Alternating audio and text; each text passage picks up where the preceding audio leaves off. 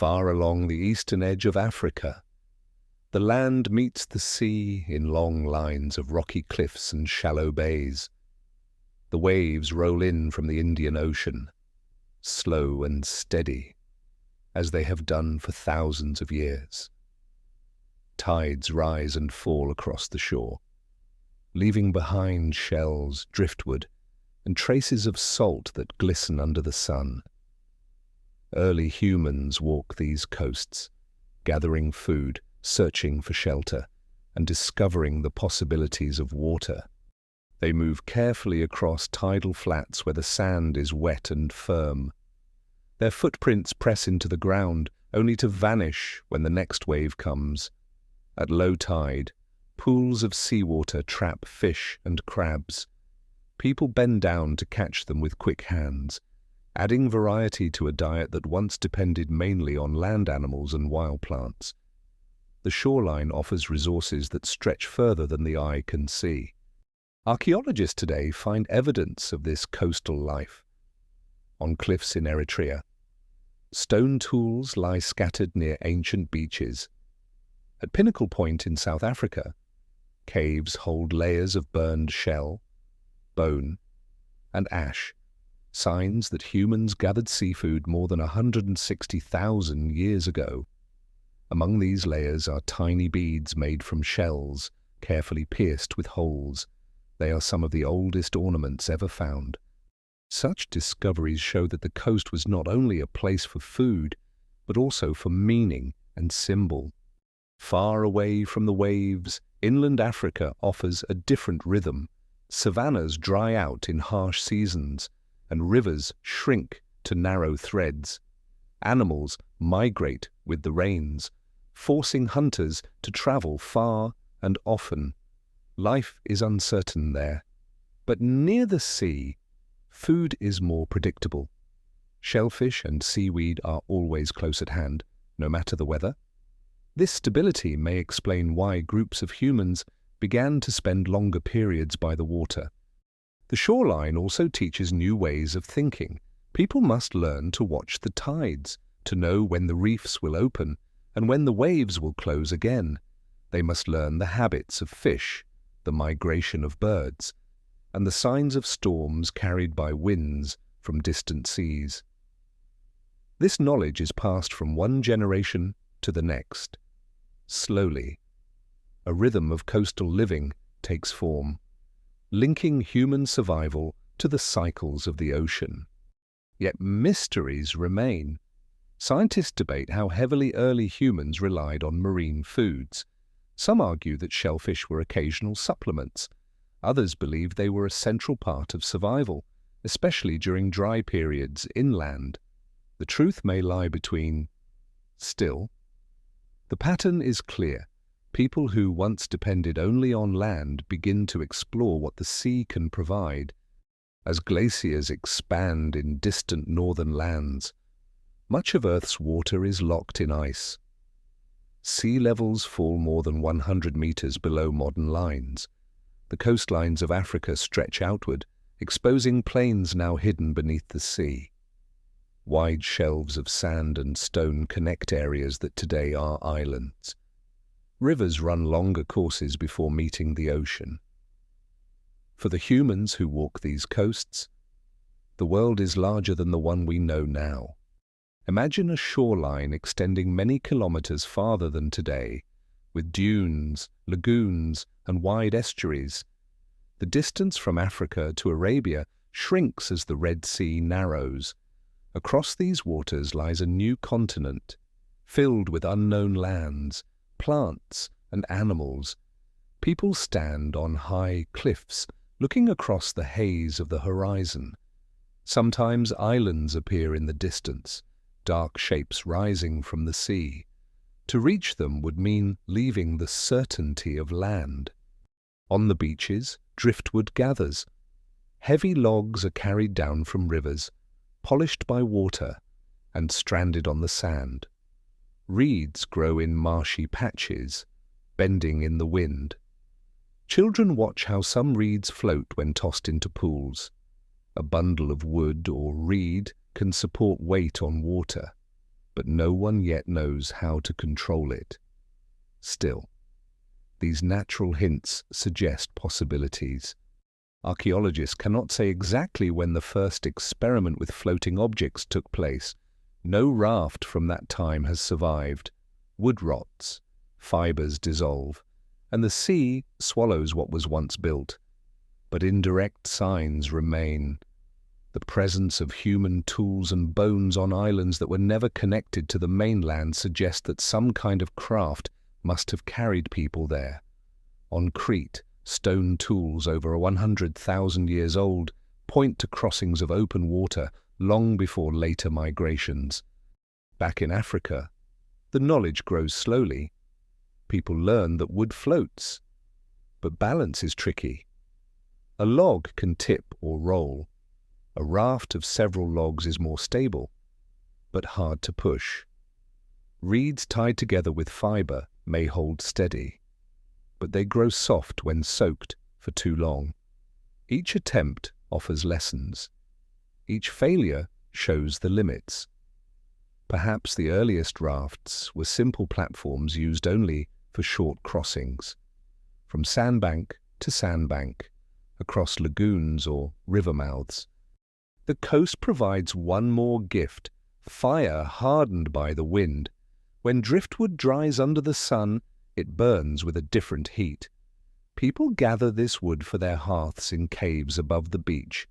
Firelight reflects from shell beads, casting small shadows on stone walls. The sea, the land, and fire come together here in one place. Survival depends not on a single source, but on a blend of many. Still, uncertainties surround these beginnings. Did people experiment with floating objects simply out of curiosity? Or did necessity drive them to risk the water? Were the first attempts playful?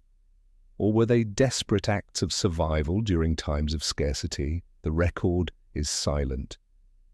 Only the scattered traces of tools, shells, and bones remain to guide us. The scale of the landscape is immense. From the southern tip of Africa to the Horn in the northeast, the shoreline stretches thousands of kilometers, longer than the distance from Lisbon to Moscow. Along this line, countless groups of humans live and move. They do not yet know the reach of the sea before them, but step by step, generation by generation, they will learn. The shore is not only a place of sustenance, it is also a frontier, a boundary where land ends and water begins. For the first time, humans face a challenge larger than rivers or hills, the open ocean. They begin to understand that beyond the horizon lies something more. Whether by chance or intention, the seeds of future voyages are planted here, along these quiet African coasts. And so the story of the first boats does not start with sails or planks. It begins with footprints in wet sand, with beads carved from shells, with driftwood left by tides. It begins with the quiet observation of how the world works. From these small beginnings will come journeys that reshape the map of human history. The world is colder now than it will be for most of human history. Vast ice sheets expand over northern lands, locking away enormous volumes of water. With each century that passes, glaciers advance a little further, covering valleys, mountains, and rivers in thick layers of frozen white. As the ice grows, the oceans fall, the shorelines retreat, exposing wide plains where the sea once lay. Across Africa, Asia, and Europe, the shape of the continents begins to change. For early humans living along the coast, these changes are gradual but profound. A beach that once ended at the waves now stretches far into the distance. What was water in their grandparents' time is dry land in their own. Bays turn into grasslands, lagoons disappear, replaced by marshes or broad flats where animals graze. In some places, the sea retreats by more than 100 kilometers. To stand on those ancient coasts would be to look upon a world unrecognizable today. Archaeologists reconstruct these shifting landscapes with evidence gathered from geology and climate science. Sediment cores drilled from the ocean floor reveal layers of sand and silt deposited during low sea levels. Fossil coral reefs, now stranded high above modern waves, mark where the shoreline once stood. By piecing together these clues, scientists can trace the rhythm of rising and falling seas, a rhythm tied directly to the pulse of ice ages. During the peak of these glacial periods, sea levels fall as much as 120 meters below modern lines. Whole regions of shallow seabed become dry land. Between Siberia and Alaska, a land bridge forms, broad enough for herds of mammoth to cross. Between Southeast Asia and the islands of Sumatra, Java and Borneo, a vast continent emerges, which researchers call Sunderland. Across the Mediterranean, islands are larger and closer together, narrowing the passages of water between them. In Africa, the most important transformation occurs at the northeast corner, where the Red Sea narrows at the strait known today as Bab el-Mandeb. When seas are low, this waterway shrinks to only a few kilometers wide. On clear days, the opposite shore in Arabia is visible to the naked eye. What was once a daunting barrier begins to look like a passage within reach. This narrowing of seas will one day allow humans to cross into a new continent. The exposed coastal plains are not empty. Plants spread quickly across the fresh soil. Grasses and shrubs cover areas that were once submerged. Herds of antelope and gazelle graze on the new land, followed by predators that hunt them. For humans, these plains are opportunities. They offer new places to walk, new animals to follow, and new routes along the edge of the continents. What had been the sea becomes a highway of sorts, stretching along the margins of Africa and into the Middle East. But the environment is not always welcoming. During glacial peaks, much of the world becomes drier. Rainfall patterns shift as monsoon systems weaken. Deserts expand, cutting across routes that once held rivers and lakes. The Sahara, which at times in the distant past was green and full of life, turns into a vast expanse of sand. Crossing it becomes nearly impossible. The coastal routes, however, remain viable, as the sea continues to provide food even when the inland regions fail. Along these shifting shoreline, humans adapt. They follow the tide of the land as it rises from the sea. Campsites that once stood near beaches now lie far inland, preserved today beneath layers of sediment. In some places, people abandon old caves and shelters as the coastline pulls away. In others, they follow rivers as they extend across the new plains, using fresh water to guide their movements. Each generation experiences a landscape slightly different from the one before. One striking detail from this period comes from caves at Blombos in South Africa, where archaeologists have uncovered engraved pieces of ochre more than 70,000 years old. The markings suggest an early sense of pattern and symbol. These caves, once close to the shore, were part of a world where humans learned to combine coastal resources with symbolic thought. The expansion of the shoreline may have provided both the space and the stability needed for such developments. Still, many mysteries remain. How quickly did humans adapt to the changing coasts? Did they immediately take advantage of new plain? Or did they hesitate, wary of landscapes without history? And when the seas eventually rose again, what happened to the groups who had settled far from the original shoreline? Their camps would have been swallowed by water, leaving only faint traces beneath the ocean. These questions linger, unresolved, in the gaps of the archaeological record. From a planetary perspective, the cycles of glaciation are immense. They follow the slow tilt and wobble of Earth's orbit, changes in the way the planet faces the sun. These cycles repeat over tens of thousands of years, shaping climates across the globe. Humans, fragile and small within this system, learn to adjust. They do not control the ice or the sea, but they adapt their movements, their tools, and eventually their inventions to match the planet's rhythm. The exposed plains also bring subtle dangers. Rivers cut deeper channels into the land, and marshes spread where groundwater collects. In some areas, salt flats stretch for miles, blinding in the sun and empty of food. Migrating across such landscapes is difficult, requiring knowledge of hidden springs and the seasonal patterns of animals. Survival depends on memory and on the ability to read signs in the land, the direction of winds, the flight of birds, the tracks of herds. The scale of these changes can be measured against modern distances. In places, the new coastal plains extend outward farther than the width of present-day England. Entire countries could fit within areas that were exposed and later drowned again. For humans, this means that their world is never fixed. It expands and contracts with the ice, reshaping the routes available for migration. Among scientists, one unresolved debate concerns how often humans took advantage of these windows.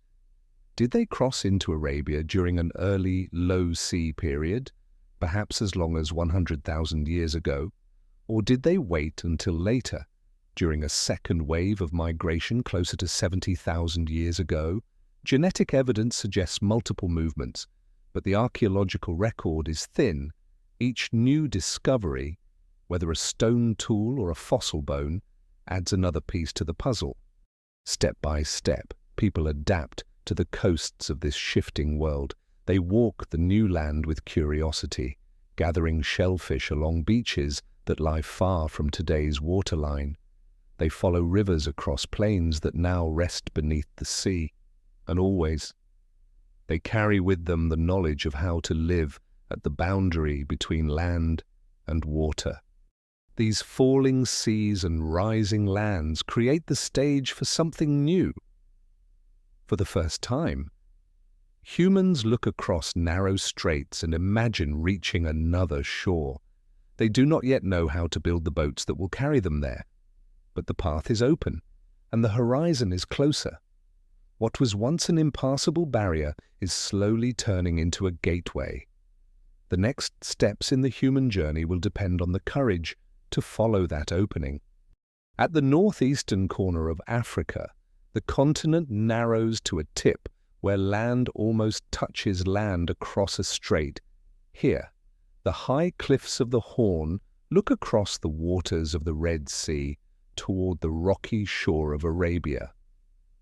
The channel that separates them is known today as Bab el-Mandeb, the Gate of Tears. Its name comes from the dangers of currents and winds that still shape the crossing. Yet during the long ages of lowered seas, this passage shrinks to only a few kilometers wide. On clear days, the opposite coast is visible, a faint shadow beyond the haze of the horizon. For the humans living here tens of thousands of years ago, this was not a distant world. It was a daily presence.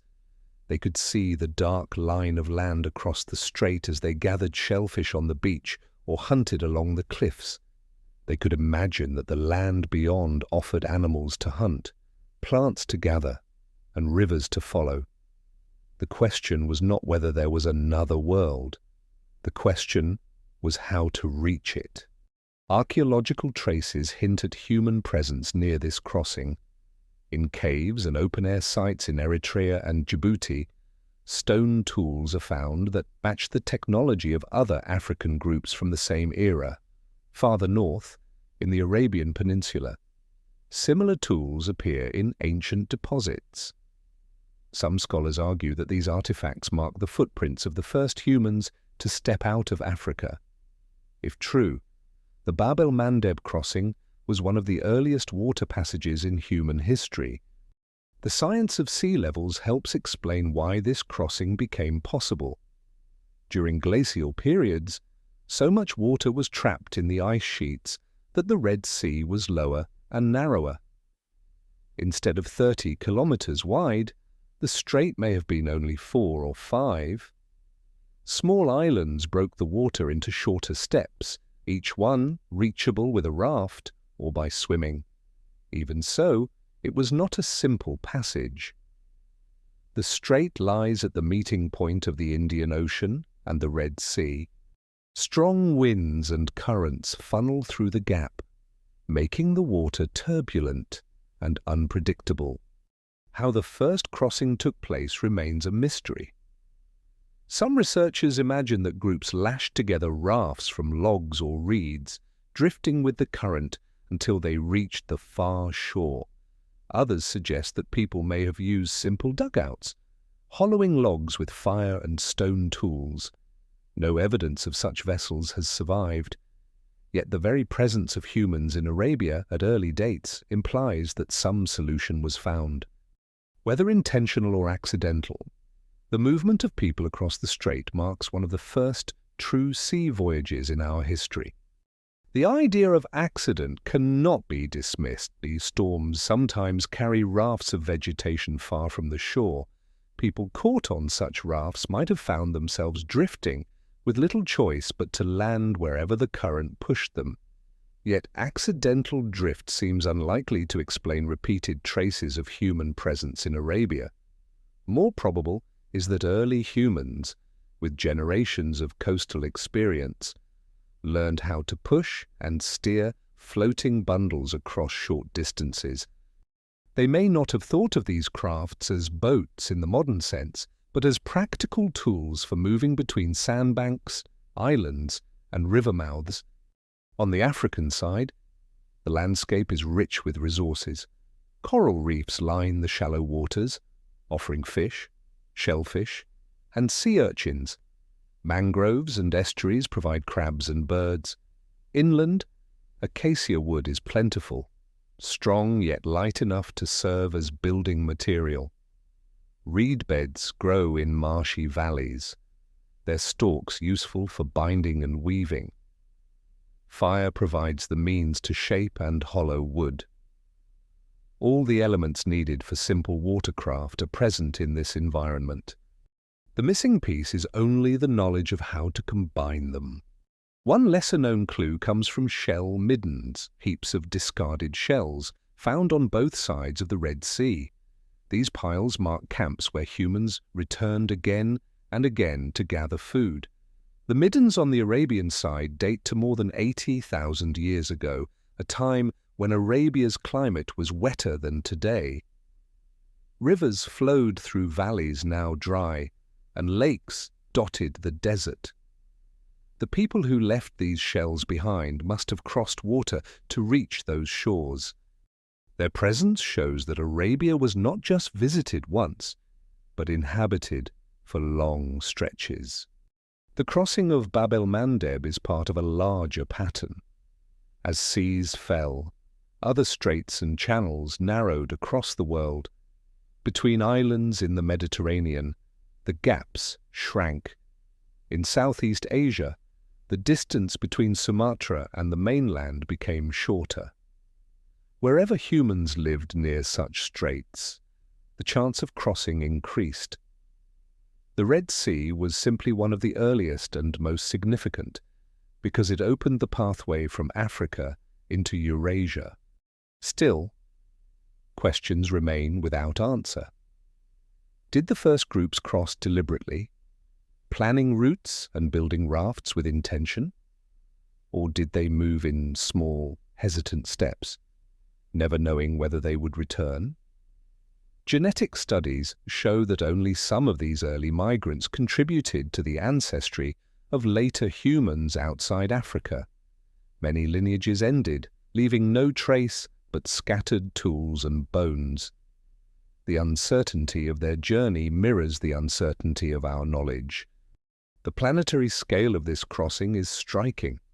To move from Africa to Arabia is to step from one continent to another. It is a boundary that many species of animals never managed to cross.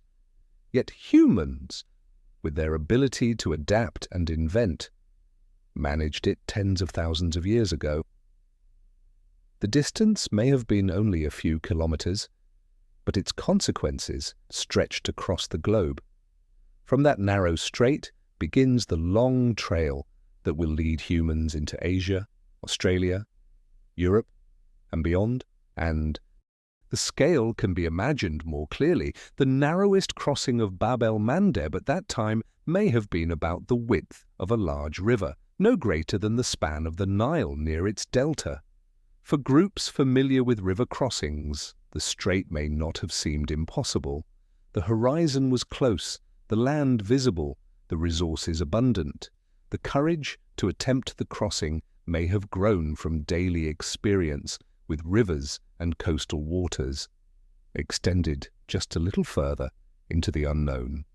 For modern researchers, this site remains a focus of intense study.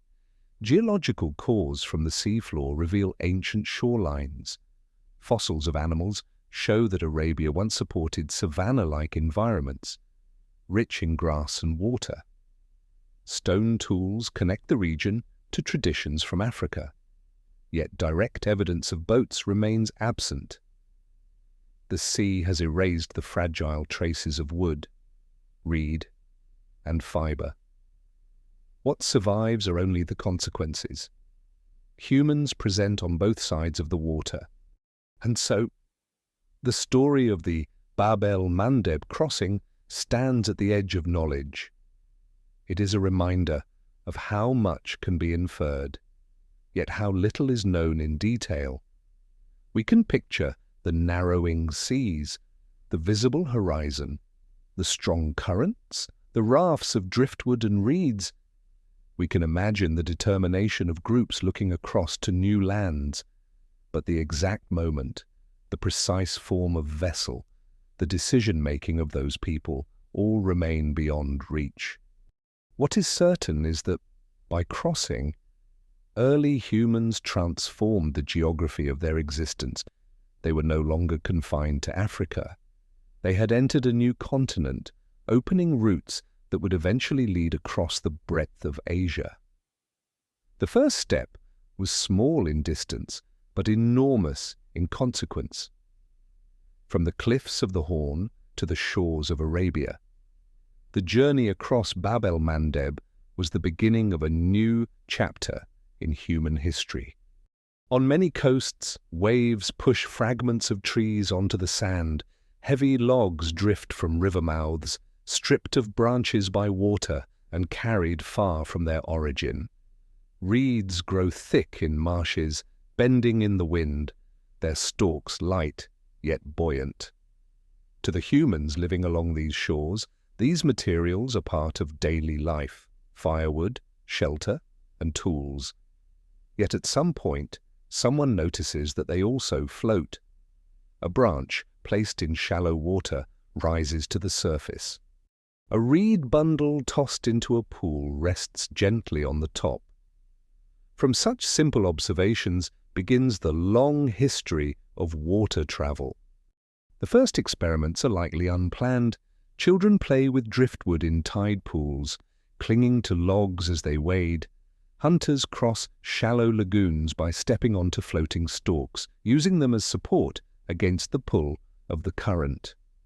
Over time, these small moments lead to more deliberate attempts. Logs are gathered together, reeds tied with fibre, and platforms formed large enough to support a person. These fragile rafts are the ancestors of all future boats. No trace of such early craft survives today. Wood and reed decay quickly, dissolving in salt water and soil. Yet archaeology provides indirect evidence. The discovery of human tools and bones on islands that were never joined to the mainland suggests that water crossings occurred. On Flores in Indonesia, hominin remains date back more than 700,000 years, long before modern humans reached the region. Whether these early crossings were planned or accidental is debated, but they hint that floating craft may have been used even earlier than we imagine. Closer to Africa, the idea of floating is reinforced by daily necessity. Coastal groups often camp near estuaries where rivers meet the sea. To cross these rivers, stepping stones and shallow fords are not always available. Bundles of reeds provide support, making it possible to wade more safely. Over generations, such improvisations become part of local knowledge. People learn how to lash reeds with fiber from palm, how to balance weight across several logs, and how to push with poles. Each improvement makes the craft more reliable. The scale of these early rafts is modest. They are not meant for long voyages across open water, but for short distances, a river channel, a lagoon, a sandbar just offshore. Yet each short crossing expands human experience. Each success builds confidence that water is not always a barrier. By moving step by step, humans transform their relationship to the sea. One lesser-known clue comes from sites on Crete, where stone tools more than 100,000 years old have been found. Crete has been isolated from the mainland for millions of years. If early humans reached it, they must have crossed open water. The tools suggest that people were experimenting with floating transport far earlier than once assumed. Whether these voyages were frequent or rare remains unclear, but they add weight to the idea that driftwood and reed bundles were used intentionally. The process of learning to build such rafts reflects broader human ingenuity. The same hands that shaped stone into blades also learned how to shape wood and fiber, fire, already central to cooking and warmth, became a tool for hollowing logs. Stones heated in flames could be used to burn out the center of a trunk, creating a crude dugout.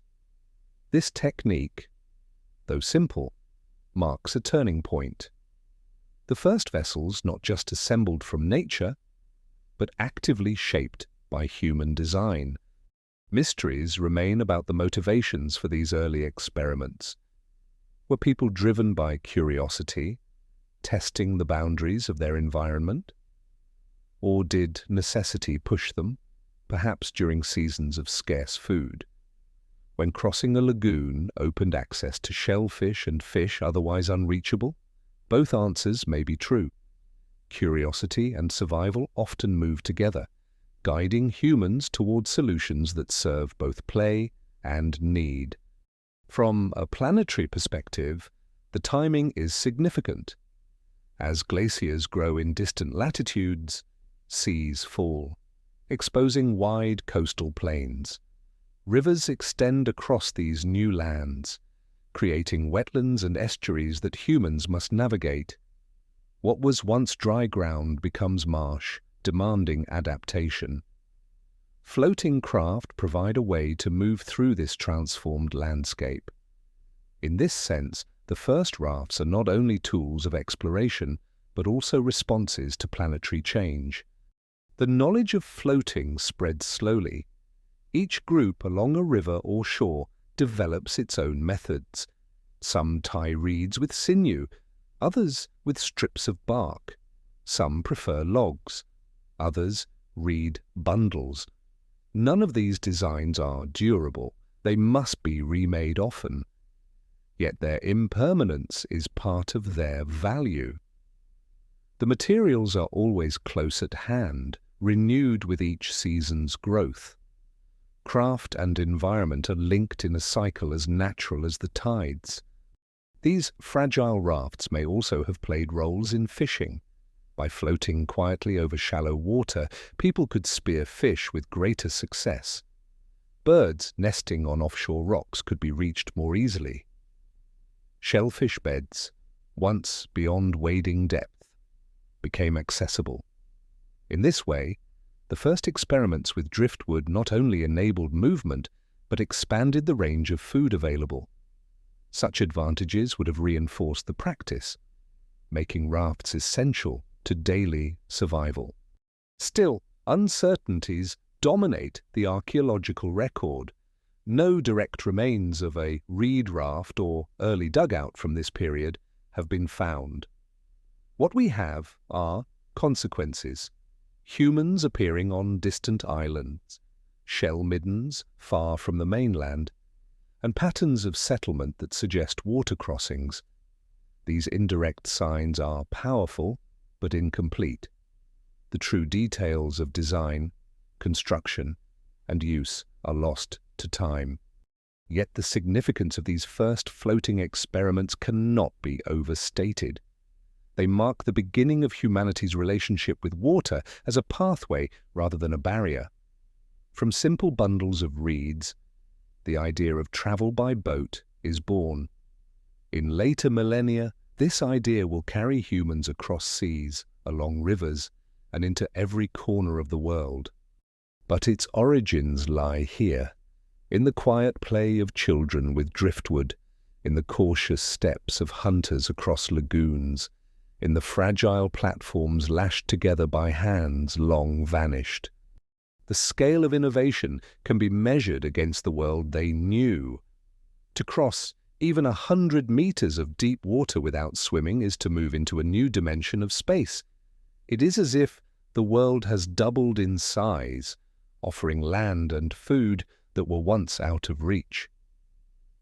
For early humans, the difference between walking around a lagoon and floating straight across it could mean hours of saved effort, new fishing grounds, or access to safer campsites.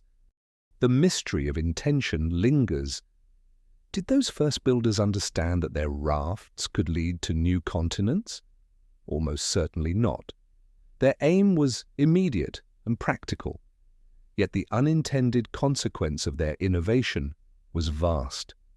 From the fragile driftwood experiments of prehistory, the entire history of exploration and migration by sea would unfold. The story begins not with mastery, but with improvisation, small steps taken on the edges of water, guided by observation and need. The sea has long appeared as a boundary, endless and uncertain, its horizon shifting with the light of day.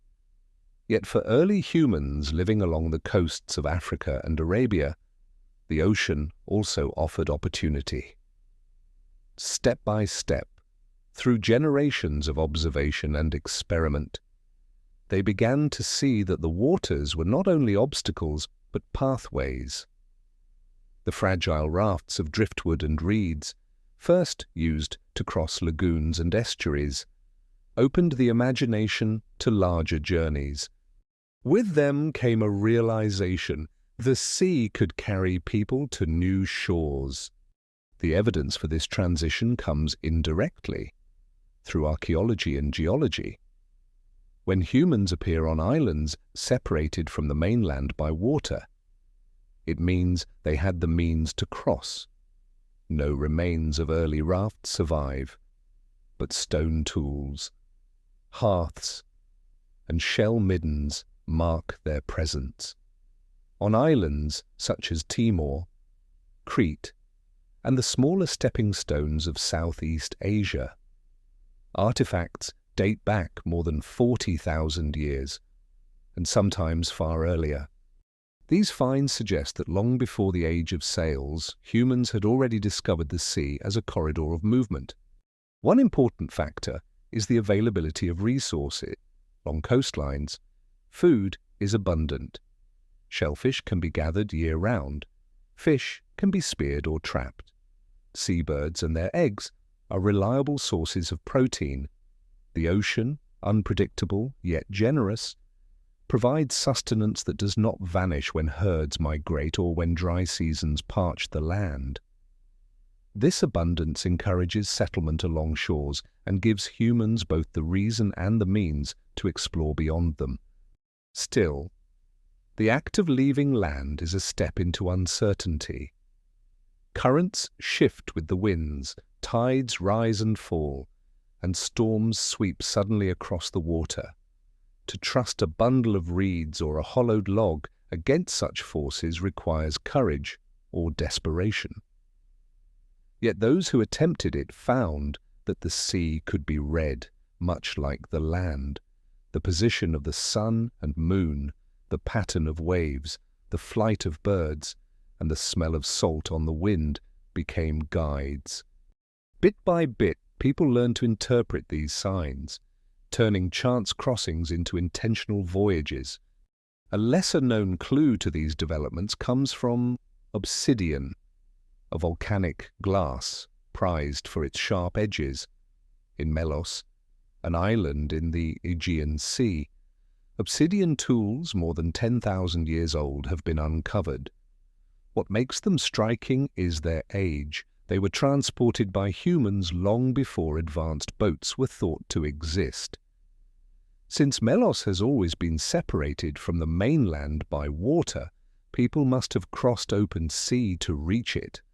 Such discoveries suggest that the role of the ocean as a pathway began far earlier and more widely than once assumed. Across the globe, climate played a central role in shaping these opportunities. During glacial periods, when ice expanded across the continents, sea levels dropped. Coasts stretched outward, revealing land bridges and narrowing straits. Islands that are separated today lay closer together, sometimes only a short crossing apart.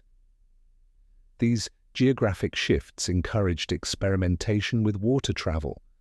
A journey that might seem impossible now would have been far more manageable when seas were lower and distances shorter. Yet these favorable conditions did not last. As the climate warmed, glaciers melted, seas rose, and coastlines retreated. The low-lying plains that once served as stepping stones vanished beneath the waves. Groups who had settled on exposed coasts were forced to retreat inland or adapt to smaller shorelines. The constant rhythm of change demanded flexibility. Those who had already learned to treat the sea as a pathway were better equipped to respond. Their rafts and dugouts allowed them to follow the retreating coastline, to find new camps, and to explore farther. The sea was not merely a way of moving people, it was also a route for ideas, tools, and genes. Groups separated by land but connected by coasts could exchange techniques, from methods of stone flaking to knowledge of tides and fish. Over generations, these exchanges shaped the broader patterns of human development. The sea became both a physical and cultural bridge, linking communities that might otherwise have remained isolated. Mysteries remain about the scale and frequency of these crossings. Were they rare, undertaken by a few daring groups, or were they regular parts of seasonal movement? Archaeology cannot yet answer with certainty. The evidence we have, stone tools on islands, bones in coastal caves, middens filled with shells, shows that the crossings happened. But how often, how intentionally, and how many people took part are questions still debated. The planetary perspective reminds us how fragile these endeavors were. Vast as the ocean seems, the difference between success and failure was measured in small distances. A crossing of 10 kilometers, shorter than the width of many modern cities, could separate life from death. Yet in making those journeys, humans extended the reach of their species. The map of the inhabited world widened, first by small steps, then by leaps across archipelagos and seas. The scale can be compared to known distances. To cross from one island to another in Southeast Asia during low sea levels may have required a journey of 20 kilometers. This is farther than the eye can clearly see. To leave the sight of land was to enter the unknown. That humans attempted and succeeded in such crossings speaks to their growing confidence in the sea as a pathway. Among scholars, one unresolved debate concerns intention. Did early humans set out with the goal of reaching new land, or did they drift by accident and later return with knowledge? Both scenarios are possible, but the repeated presence of people on islands over thousands of years suggests more than accident. At some point, experience must have accumulated, passed from one generation to the next. A body of knowledge, fragile, unwritten, but powerful, emerged about how to travel upon water. The ocean also shaped the rhythm of daily life. Camps were often set near estuaries, where fresh water met salt. Here, fish gathered in abundance. Boats or rafts allowed humans to place traps or nets more effectively. They also enabled the collection of resources that were once out of reach: shellfish from deeper waters, birds from offshore rocks, timber from distant banks. In this way, the sea not only carried people but enriched their lives in countless smaller ways. The knowledge of the sea spread slowly outward, from the Horn of Africa into Arabia, along the coasts of India, and toward the islands of Southeast Asia. Groups carried their traditions of floating craft. With each generation, the techniques grew more refined. The fragile reed bundles of one region gave way to hollowed trunks in another. Each design matched its environment, shaped by the materials at hand and the needs of the people who built it. The story of the ocean as a pathway is not one of sudden invention but of gradual transformation. From playful experiments with driftwood to deliberate crossings of straits, humans expanded their world step by step. The sea, once feared as a dividing line, became a thread that stitched together lands and cultures. The fragile rafts of prehistory carried not only bodies, but the seeds of future migrations. In the end, the significance lies not in the size of the boats, but in the change of perspective. To see water not as an ending, but as a road, was to open possibilities beyond imagination. From this insight would come the peopling of new continents, the spread of languages and ideas, and the eventual circumnavigation of the globe. Yet its roots lie deep in prehistory, in the quiet courage of those who trusted fragile craft against uncertain seas. Far to the east, beyond the shallow seas of Sunderland, lie islands that would one day be called New Guinea and Australia. Step by step, early humans moved into these lands, guided by both curiosity and necessity. Rising populations, seasonal shifts, and the search for new resources drove their journeys. The crossings required not only courage but knowledge of tides, winds, and the ways that currents could carry fragile rafts. Each voyage was a calculated risk. Archaeological evidence suggests that humans reached Sahul, the combined landmass of Australia, New Guinea, and Tasmania, at least 50,000 years ago. Stone tools, rock shelters, and hearths mark their arrival. But the journey itself remains one of the great mysteries of prehistory. The islands are separated by stretches of open water, sometimes tens of kilometers wide. How they crossed is still debated. Did they use simple rafts, log canoe, or bamboo bundles lashed together? The material evidence has long vanished, leaving only indirect clues in the settlements they established. One unusual find comes from the rock shelters of northern Australia. Archaeologists have uncovered shellfish remains, fish bones, and stone implements far older than the last glacial maximum. These suggest that the first migrants relied on maritime skills and coastal resources from the start. Some shells were deliberately shaped, hinting at symbolic use or personal adornment. This combination of survival strategy and cultural expression shows that the first journeys into Sahul were not haphazard. They were planned, careful, and repeated. Climatic conditions played a crucial role in facilitating these crossings. During glacial periods, sea levels were hundreds of meters lower than today. Islands were connected by land bridges, and the distances between them shrank. Still, even at their minimum, some crossings required travel over open water. For groups accustomed to observing currents, wind patterns, and the behavior of birds, these passages were feasible. For others, they may have represented enormous uncertainty. Every crossing carried the potential for success or failure, life or death. A lesser-known clue comes from obsidian transported across the islands. Obsidian is a volcanic glass used to make sharp tools. Its source can be traced to particular islands, yet it is found hundreds of kilometers away.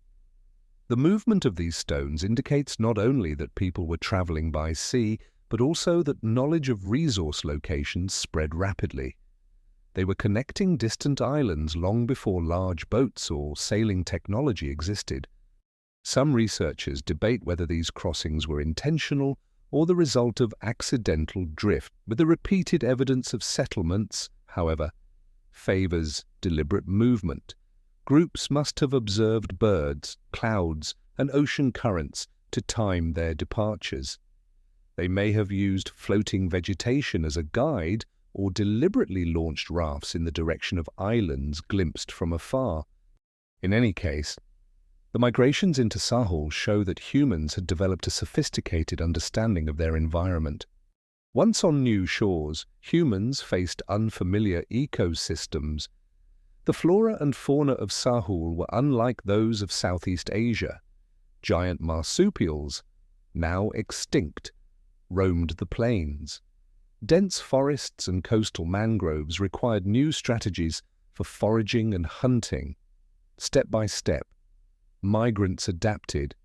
They learned to exploit new food sources, to manage fire in these ecosystems, and to create shelters suited to unfamiliar conditions. The evidence lies in tools, hearths, and the remains of food debris carefully preserved in rock shelters. The planetary perspective emphasizes the scale of these movements. From the coasts of Southeast Asia to the northern shores of Australia is a journey farther than Paris to Istanbul. Yet it was completed with simple craft and intimate knowledge of the sea. Human populations were small, often in the dozens or hundreds, yet their impact was profound. They reshaped the landscape, hunted megafauna, and established patterns of settlement that would endure for millennia. The crossings also carried cultural and genetic significance. Populations isolated on different islands developed distinct lineages, languages, and traditions. Modern genetics shows traces of these ancient separations, revealing how early migrations shaped human diversity. Yet they also carried with them shared knowledge of tool-making, fire, and maritime skills that spread across the continent. Each group became a node in a network of survival and innovation. The rising seas after glacial periods submerged many of the shallow continental shelves, removing low-lying coasts that had once guided migration. Islands grew more isolated. Humans had to refine their maritime skills further. Observations of tides, currents, and wind became essential. The experience accumulated over generations. Skills passed from elders to children, forming a tradition of navigation, boat building, and environmental observation. Even with this accumulated knowledge, many details remain uncertain. The exact routes taken, the size of the rafts, the number of people per crossing, and the sequence of island hopping are all matters of ongoing research. Archaeological sites offer hints, but many locations remain submerged, lost to rising seas. Underwater archaeology may one day reveal more. For now, the story of Sahul is a puzzle reconstructed from fragmentary evidence. Step by step, humans moved inland from the shores, exploring river valleys, open plains, and dense forests. The process was slow, deliberate, and continuous. Camps were established near water sources, food resources were catalogued, and fire was managed carefully. Rock art appears in some regions, indicating symbolic thought and social cohesion. These are among the earliest traces of humans interacting with new environments over long distances. The story of the first crossings into Sahul illustrates both the fragility and resilience of early humans. The voyages were perilous, yet they expanded the habitable world. The settlers of these distant lands adapted to unfamiliar climates, exploited new resources, and laid the foundation for later generations. Their journeys were measured not in miles per hour, but in steps, careful observations, and gradual mastery of the seas. In the end, the migration into Sahul is a testament to human ingenuity in the face of uncertainty. Open water was a barrier and a bridge.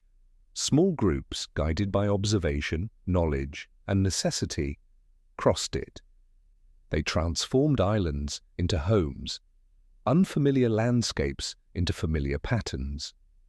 And in doing so, they set the stage for future expansions across the globe, leaving a legacy of exploration and adaptation that continues to inspire scientific inquiry today.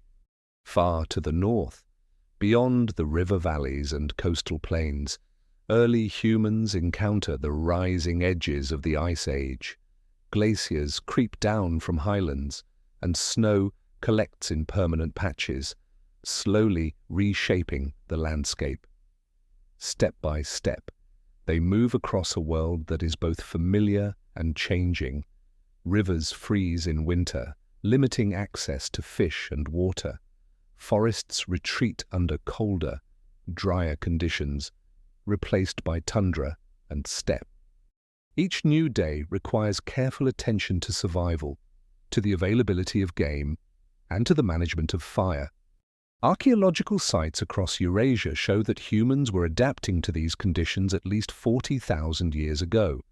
Hearths in caves are surrounded by the remains of reindeer, horse, and woolly rhinoceros. Stone tools are specialized for hunting and butchering large game. Clothing is implied by the presence of bone needles and awls, suggesting sewn garments that could withstand harsh winds and freezing temperatures. These technological and behavioral adaptations mark a turning point in human resilience.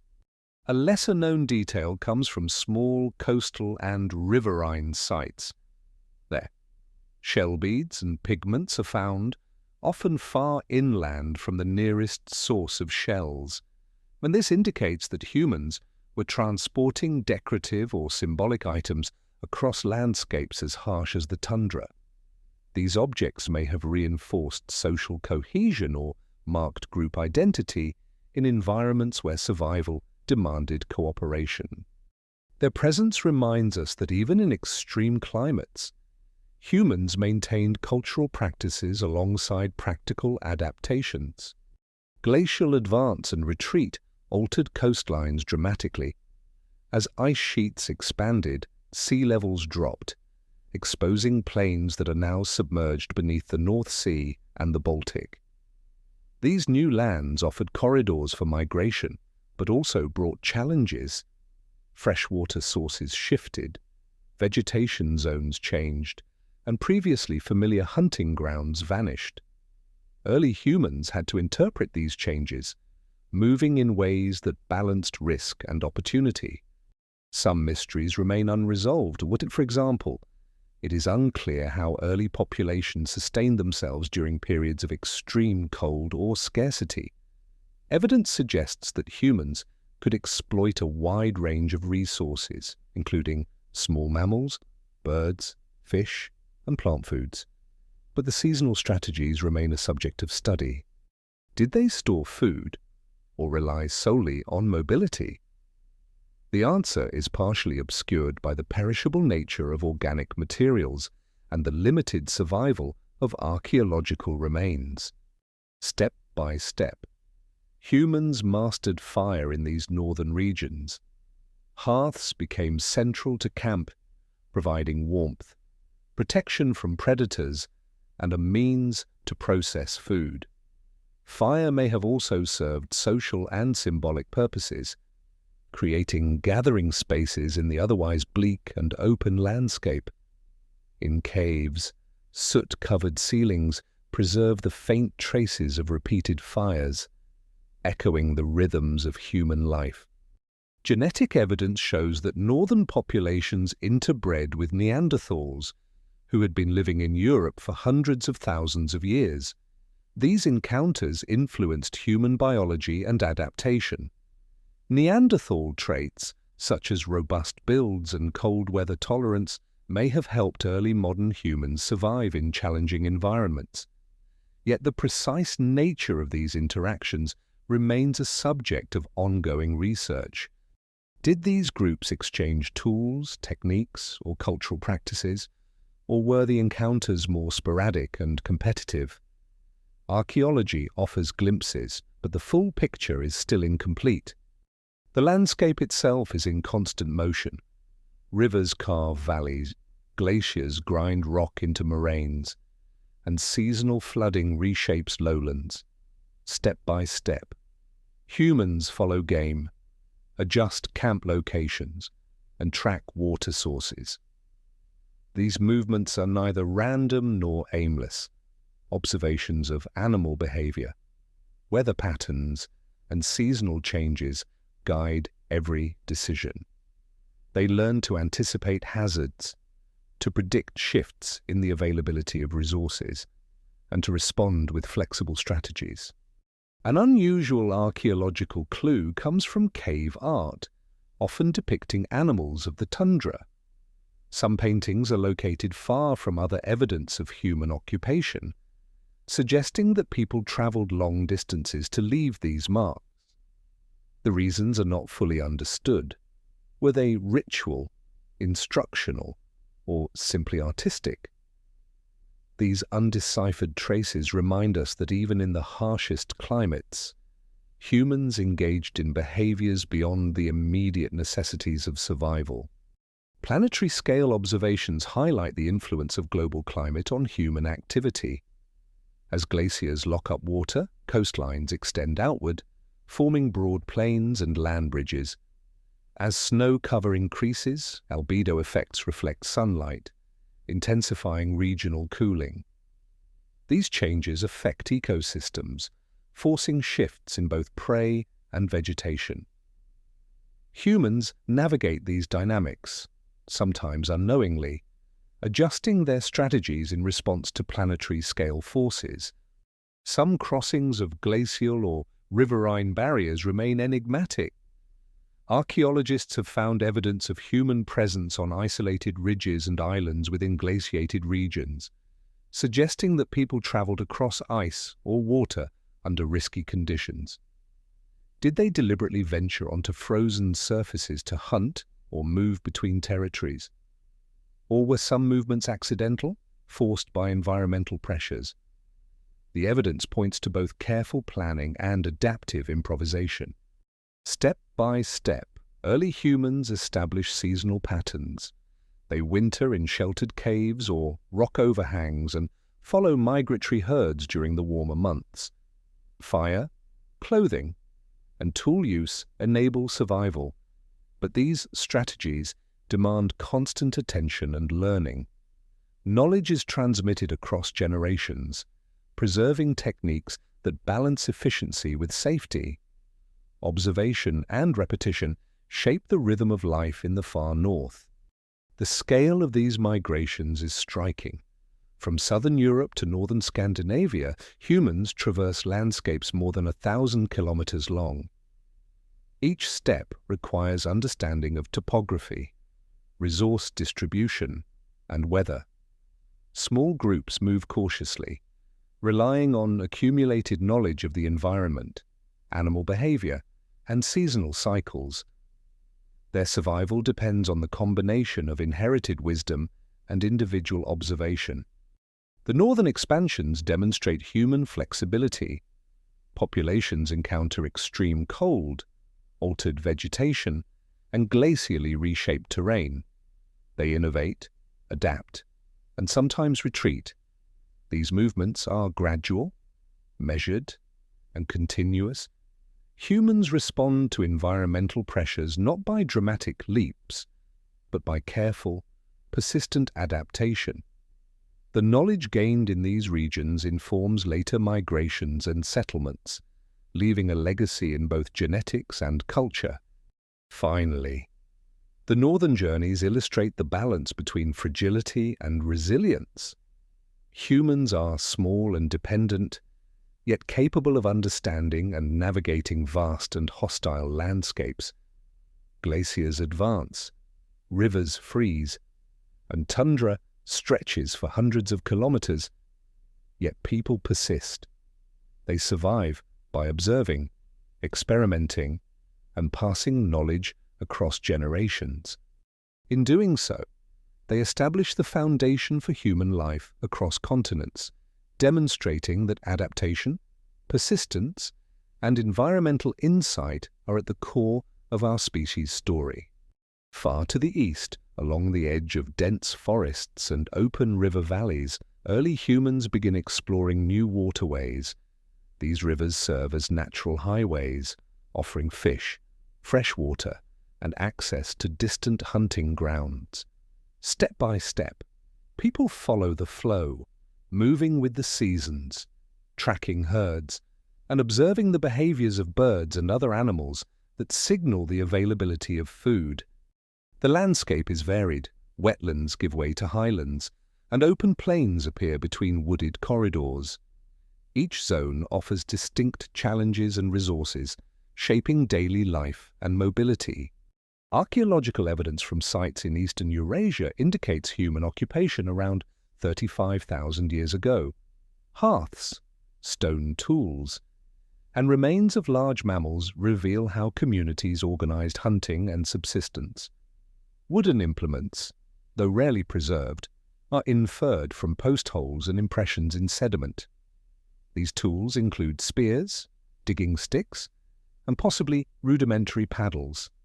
The combination of fire, cutting implements, and observation allows humans to expand into regions that would otherwise be inaccessible due to dense vegetation or seasonal flooding.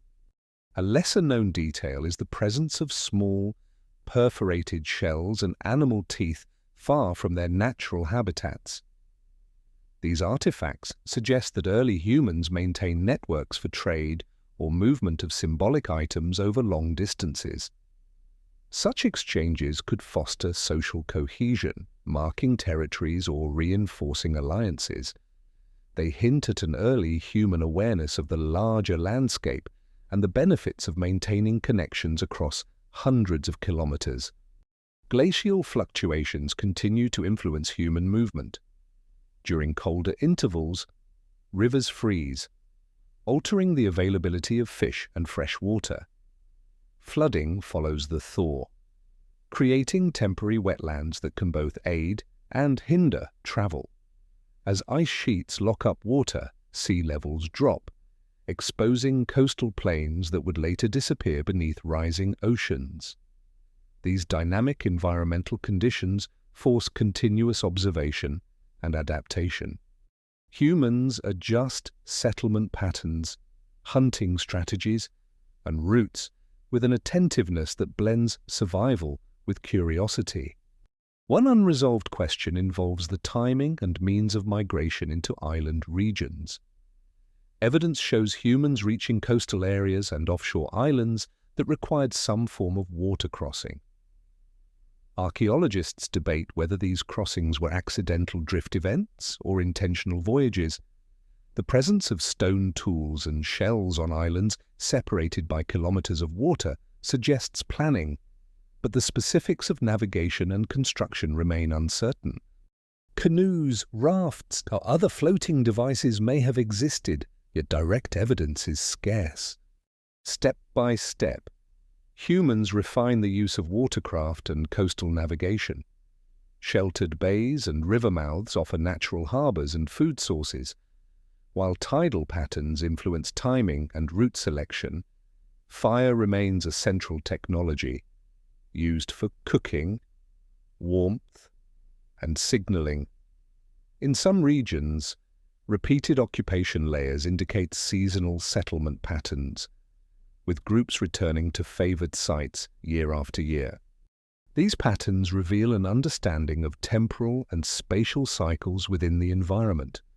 Genetic studies indicate occasional interbreeding between early modern humans and Denisovans in this region. Denisovan DNA is particularly prominent in populations of Southeast Asia and Oceania, reflecting ancient interactions. These exchanges may have included sharing of survival knowledge or tool-making techniques, although direct archaeological evidence of such cultural interactions is limited. The genetic record provides insight into movements and contacts that leave traces long after physical artifacts have decayed. Planetary-scale forces shape local conditions. Monsoon rains influence river volumes and vegetation density, while volcanic activity occasionally alters landscapes and provides fertile soils. Changes in solar insolation and orbital cycles contribute to alternating periods of wetter and drier climates. Humans observe these patterns through the abundance of plant, animal migrations, and seasonal flooding, responding with adjustments in hunting, gathering, and shelter selection. Evidence of early boats remains fragmentary. Impressions in sediment and preserved timbers suggest simple dugouts or rafts, yet these are rare. Some researchers propose that reeds, bark, or lashed wood could have been used to cross rivers and shallow coastal waters. Shell and stone artifacts found on offshore islands imply that humans were capable of crossing narrow channels, though the precise methods and frequency are still uncertain. These gaps in the record leave room for speculation, grounded in environmental and archaeological context. Step by step, human groups expand their range along rivers and coasts. They experiment with fishing techniques such as traps and spears, and utilize local plants for cordage or flotation devices. Seasonal movements align with spawning events or migratory patterns of birds and fish, revealing an attentive knowledge of ecosystems. Long-distance travel and resource planning become integral to daily life, reflecting an increasing mastery of the interplay between landscape and survival. Small-scale social networks emerge alongside environmental adaptations. Shared knowledge about river crossings, hunting grounds, and seasonal cycles strengthens cohesion. Symbolic items, such as beads and pigments, appear alongside practical tools, suggesting that humans maintained cultural expression even in regions where survival was challenging. The balance between practicality and social practice demonstrates cognitive complexity and the ability to manage both immediate and long-term needs. An unresolved question involves the pace of maritime exploration. Did early humans move steadily along coasts, following the resource gradient, or were there episodic leaps to more distant islands? Archaeological sequences suggest both strategies may have been employed, with gradual exploration punctuated by occasional ambitious crossings. These movements illustrate the interplay of opportunity, risk assessment, and environmental knowledge in shaping human dispersal. Step by step, humans integrate observation of the natural world with learned techniques. Knowledge of tides, currents, and river flow informs decisions on timing and route. Fish, shellfish, and waterfowl supplement terrestrial resources, creating a diverse subsistence base. Fire, tools, and clothing continue to support survival, while symbolic behavior maintains social bonds. These adaptive strategies enable communities to thrive along waterways, exploiting both predictable and unpredictable elements of the environment. Finally, the expansion along rivers and coasts demonstrates human flexibility and ingenuity. Environmental variability demands constant attention, careful planning, and coordination. Humans navigate landscapes shaped by glaciers, monsoons, and tidal cycles. They experiment with crossing open water, transporting tools and ornaments, and maintaining seasonal camps.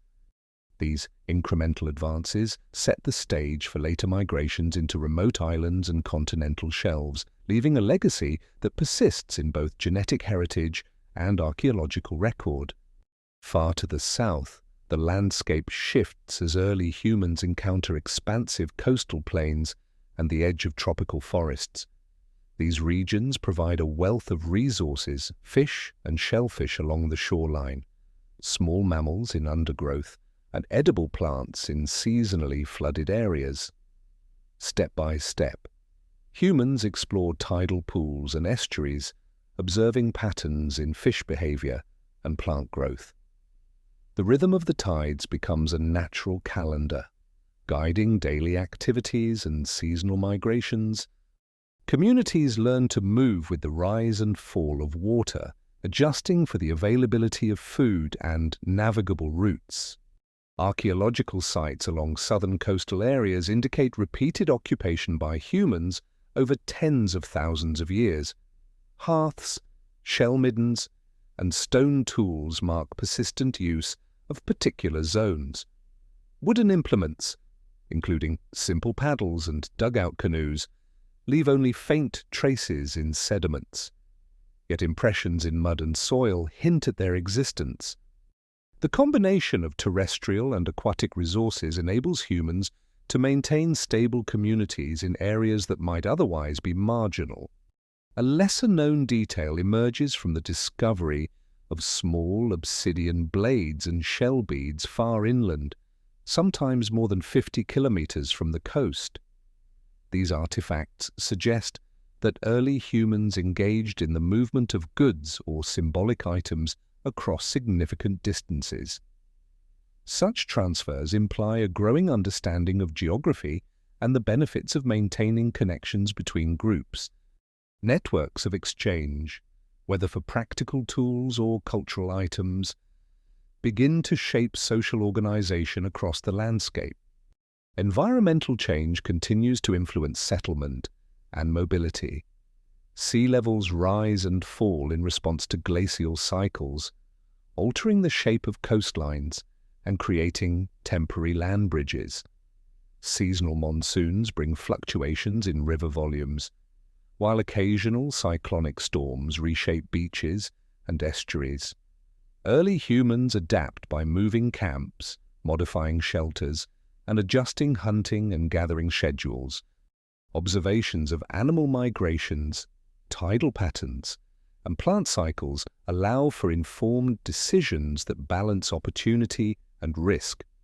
One unresolved mystery involves the earliest intentional sea crossings to nearby islands. Archaeologists debate whether humans reached offshore land masses by accident or design. The presence of stone tools, ornaments, and shells on islands separated by kilometers of open water suggests some form of planning and watercraft use. Whether these voyages were frequent or episodic, and how navigation was achieved, remains unclear. Evidence of simple rafts or dugouts is fragmentary, yet the implications for human ingenuity are profound. Step by step, humans refined skills in crossing rivers, lagoons, and shallow coastal waters. Sheltered bays and inlets serve as natural harbors, providing abundant resources and protection from strong currents. Fire remains essential for cooking and warmth, while stone and wooden implements facilitate fishing, foraging, and transport. Repeated occupation layers at key sites suggest a cyclical pattern, with groups returning to familiar locations according to seasonal availability of resources. Genetic studies reveal interactions between modern humans and archaic populations, including Denisovans in some coastal and island regions. Traces of Denisovan DNA in present-day populations indicate that such encounters, whether through interbreeding or cultural exchange, occurred over long distances. These genetic legacies provide indirect evidence of human movement patterns and connectivity across broad geographic areas, complementing the archaeological record. Planetary-scale forces shape the coastal environment. Rising and falling seas, tectonic activity, and climatic oscillations all influence the availability of resources. Storm surges and tsunamis occasionally reshape shorelines, leaving behind sediment layers that record the intensity of such events. Humans respond by relocating camps, adjusting fishing strategies, and storing or transporting materials to safer locations. Awareness of these large-scale dynamics enhances survival in a constantly shifting environment. Evidence of watercraft, though rare, is significant. Sediment impressions, fragments of dugouts, and tools associated with boat construction suggest that early humans were capable of traversing short to moderate distances over water. Whether using rafts, bark boats, or simple dugouts, the ability to cross channels and estuaries represents a technological leap. Such crossings extend human range into previously inaccessible areas, allowing exploitation of new resources and settlement in remote locations. Step by step, humans integrate observations of tides, currents, and seasonal floods into their movement strategies. Knowledge of fish and shellfish behavior guides fishing techniques, while understanding plant cycles informs gathering schedules, fire, cutting tools, and simple clothing support survival, while symbolic items, such as beads and pigments, reinforce social cohesion. The combination of practical and cultural knowledge allows communities to persist in complex and changing coastal environments. Networks of exchange continue to develop. Items such as stone tools, shells, and pigments travel inland from coastal regions, indicating communication and trade between groups.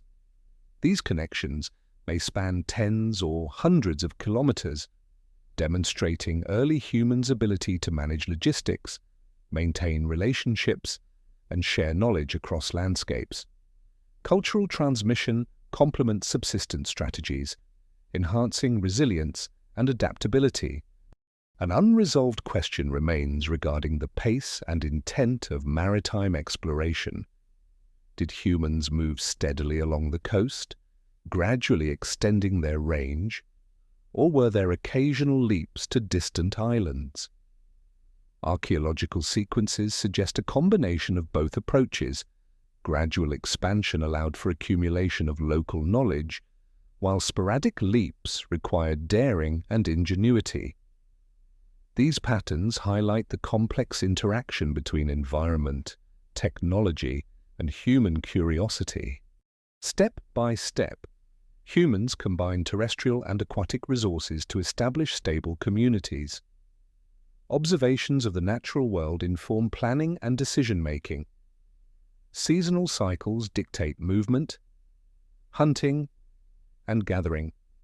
Watercraft, fire, and tools extend the reach of communities, while networks of exchange connect groups across the landscape. Through careful attention to resources, humans navigate a world shaped by climate, tides, and geological forces. Finally, the expansion into southern coastal and island regions demonstrates early humans' flexibility and problem-solving. Environmental variability demands continuous observation and adaptation. Humans experiment with watercraft, maintain seasonal camps, and transport tools and ornaments across distances. Incremental advances in mobility, technology, and social organization lay the groundwork for further migrations into remote islands and continental shelves, leaving a lasting imprint on the human story. Far to the east, humans follow the winding courses of broad rivers that cut through dense forests, open grasslands, and occasional wetlands. These waterways serve as natural highways, offering water, fish, and edible plants, as well as guidance through complex terrain. Step by step, humans establish temporary camps along riverbanks, carefully observing seasonal changes in vegetation, animal behavior, and water levels. Floodplains, though periodically submerged, provide rich soil and attract diverse wildlife, supporting hunting, gathering, and small-scale fishing. Archaeological evidence indicates repeated occupation along these rivers over millennia. Hearths, post holes, and stone tools mark the habitual use of specific locations. Sediment layers preserve traces of environmental change, including floods, sedimentation events, and shifts in forest cover. Humans fashion simple dugouts or rafts from hollowed logs to cross calmer stretches of water, expanding their range and enabling exploration of islands or river bends. While direct evidence of these watercraft is rare, impressions in clay and mud, combined with associated tools, suggest gradual innovation in navigation and mobility.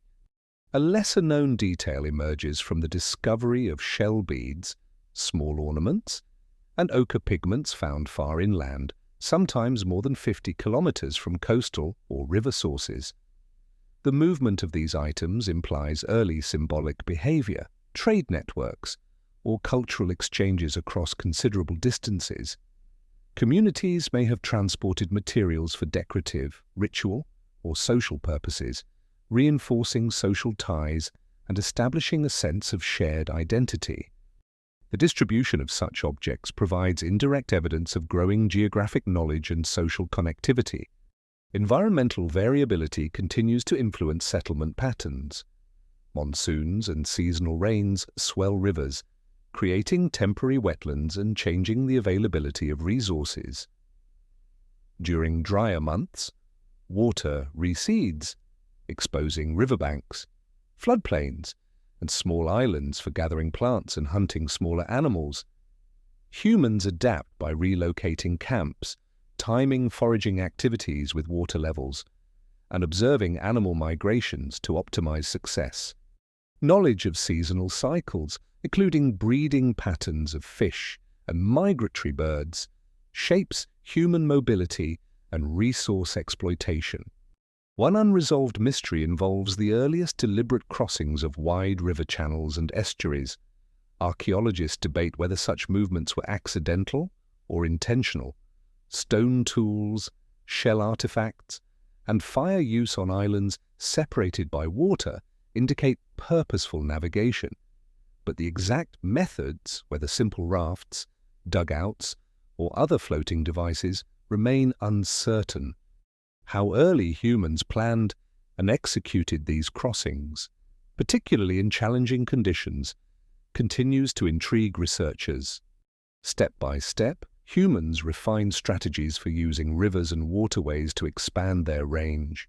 Shallow channels, sheltered inlets, and calm lagoons allow relatively safe passage, while strong currents, rapids, or seasonal floods require caution and local knowledge. Fire remains essential for cooking, warmth, and sometimes landscape management, while stone and wooden implements facilitate fishing, plant processing, and boat construction. Repeated occupation at favorable sites indicates a cyclical pattern, with groups returning when conditions support abundant resources. Genetic evidence complements archaeological data. Some populations show traces of interbreeding with archaic humans, including Denisovans and other yet unidentified hominins. These genetic signatures suggest interactions occurred across wide geographic areas, whether through cultural exchange, shared hunting grounds, or reproductive contact. The presence of archaic DNA indicates early humans' ability to integrate new knowledge and biological contributions from other groups, reflecting both mobility and adaptability in diverse environments. Planetary-scale forces shape the rivers and surrounding landscapes. Seasonal flooding, tectonic activity, and climatic oscillations alter the course of waterways, create new floodplains, and reshape forested areas. Over centuries, sediment deposition and erosion modify habitats, sometimes opening new opportunities for settlement and sometimes eliminating familiar resources.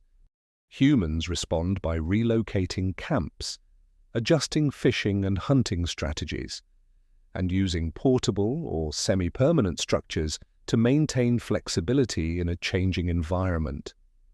Awareness of these large-scale dynamics supports long-term survival.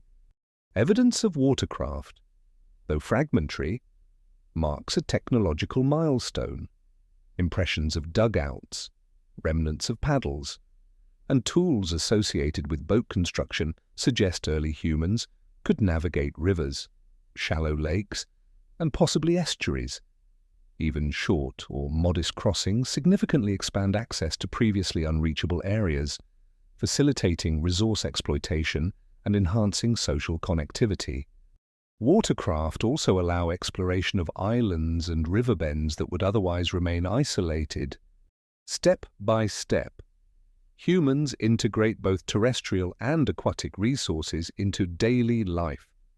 Observation of fish behavior informs fishing methods, while understanding plant cycles determines the timing of gathering edible seeds, fruits, and tubers. Fire and simple shelters protect against weather and predators. Stone tools, wooden implements, and ornaments support practical survival and social cohesion. The combination of practical and cultural knowledge strengthens resilience and promotes the continuity of communities along rivers and coasts. Networks of exchange grow increasingly important. Materials such as obsidian, shells, pigments, and crafted tools move from river valleys to distant locations, spanning tens or even hundreds of kilometers. These exchanges facilitate the spread of technology, cultural practices, and ecological knowledge. They indicate an awareness of long-distance relationships and strategic planning, connecting human groups beyond immediate territories. Social and symbolic interactions reinforce cohesion, identity, and collective memory. An unresolved question remains regarding the degree of intentionality in riverine and coastal exploration. Did humans methodically plan movement along interconnected waterways, or were migrations opportunistic and incremental?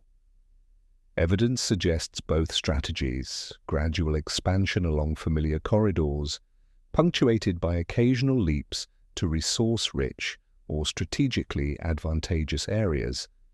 Mastery of complex river systems implies careful observation, memory, and experiential learning passed through generations. Step by step, humans develop a nuanced understanding of their environment. Water levels, flood cycles, and animal movements inform decisions. Watercraft extend mobility, while fire and tools support survival. Social networks facilitate cultural transmission and resource sharing.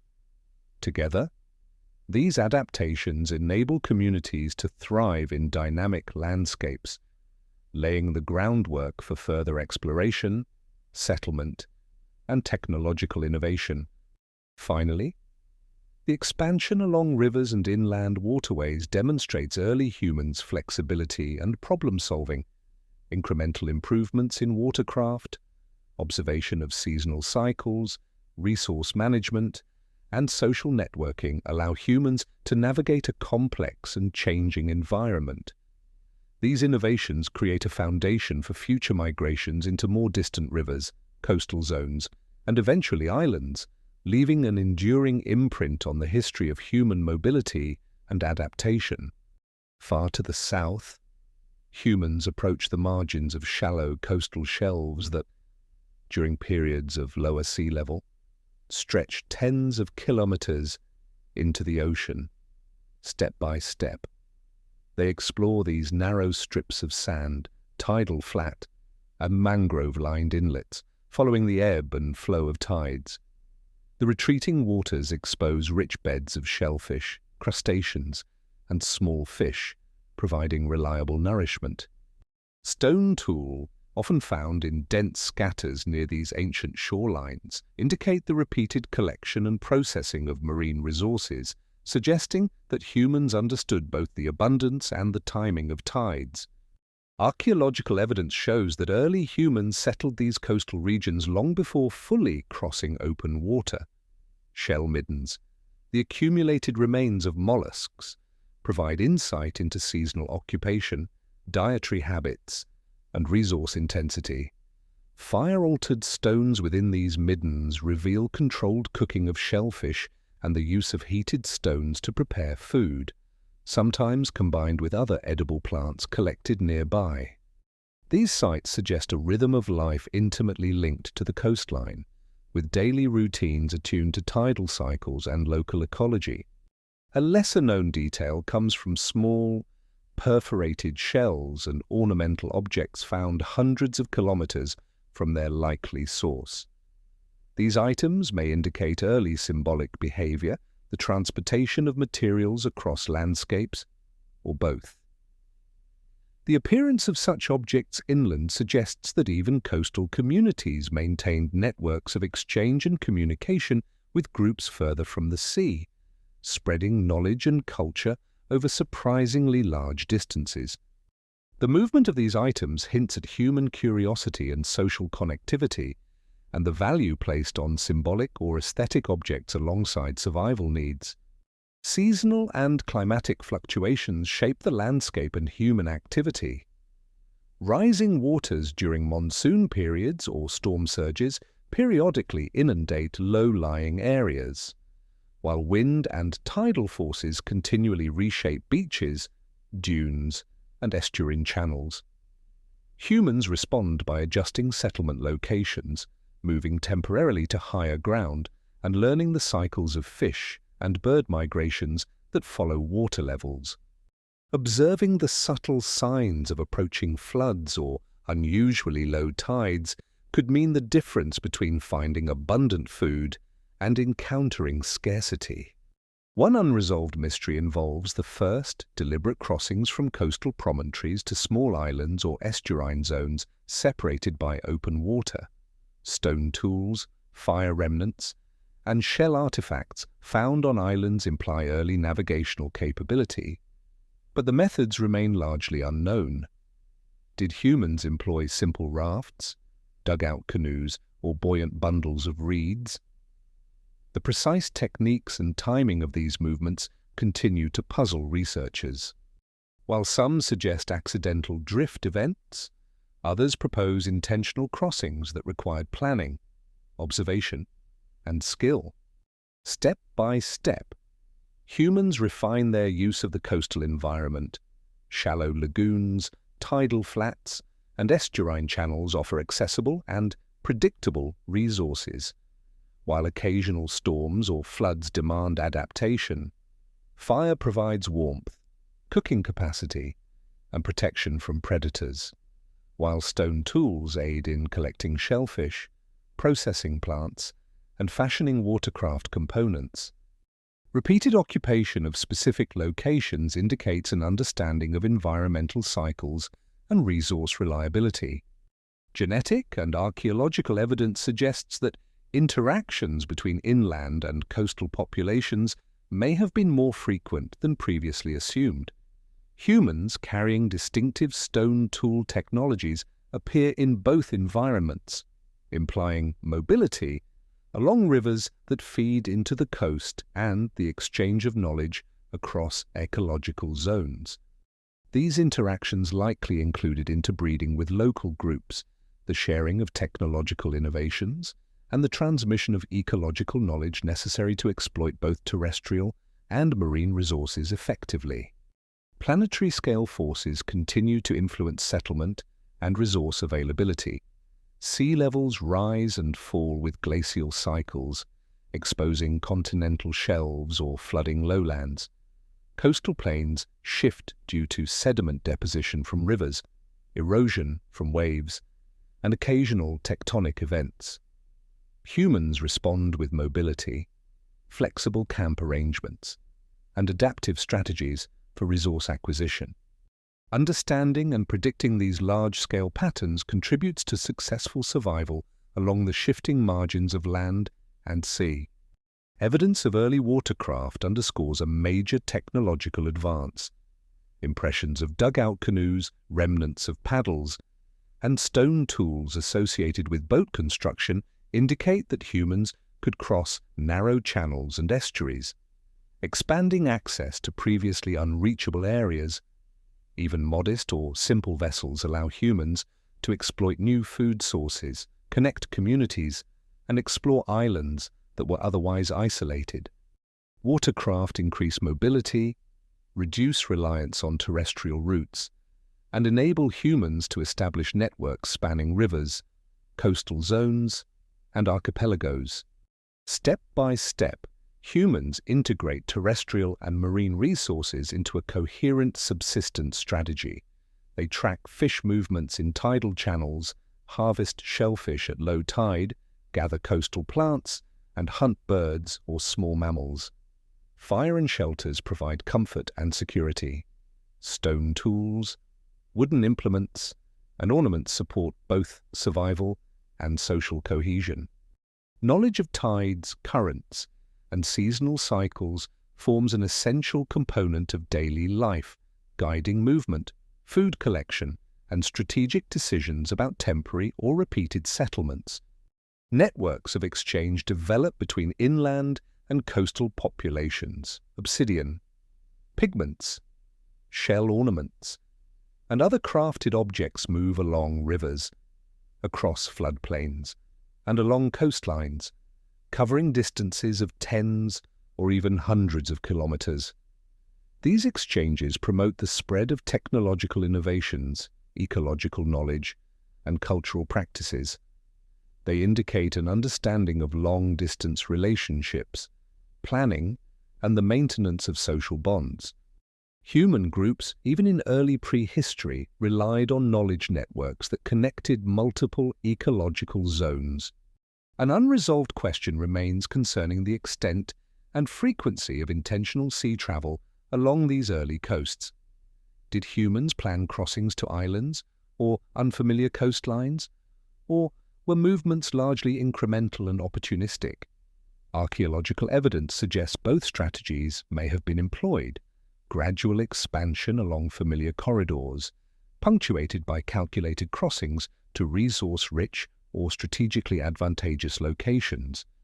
Mastery of coastal environments implies careful observation, memory, and learned skill transmitted across generations. Step by step, humans develop a nuanced understanding of coastal landscapes.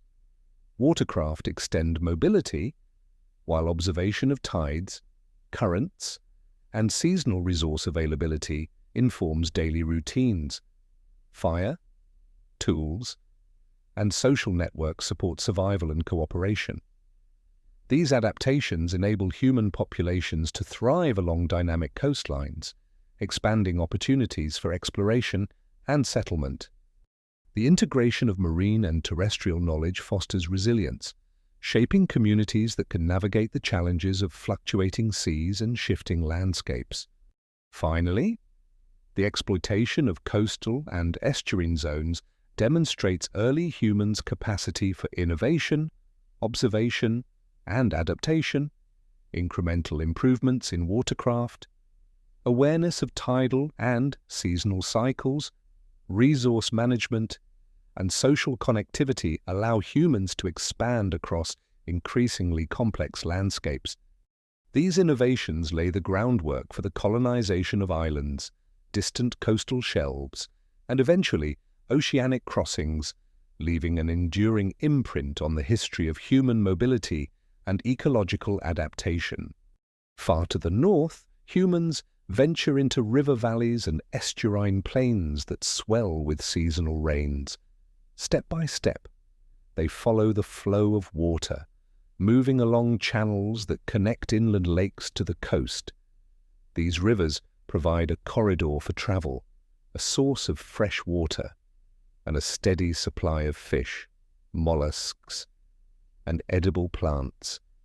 Stone tools left along these waterways reveal repeated occupation and careful planning.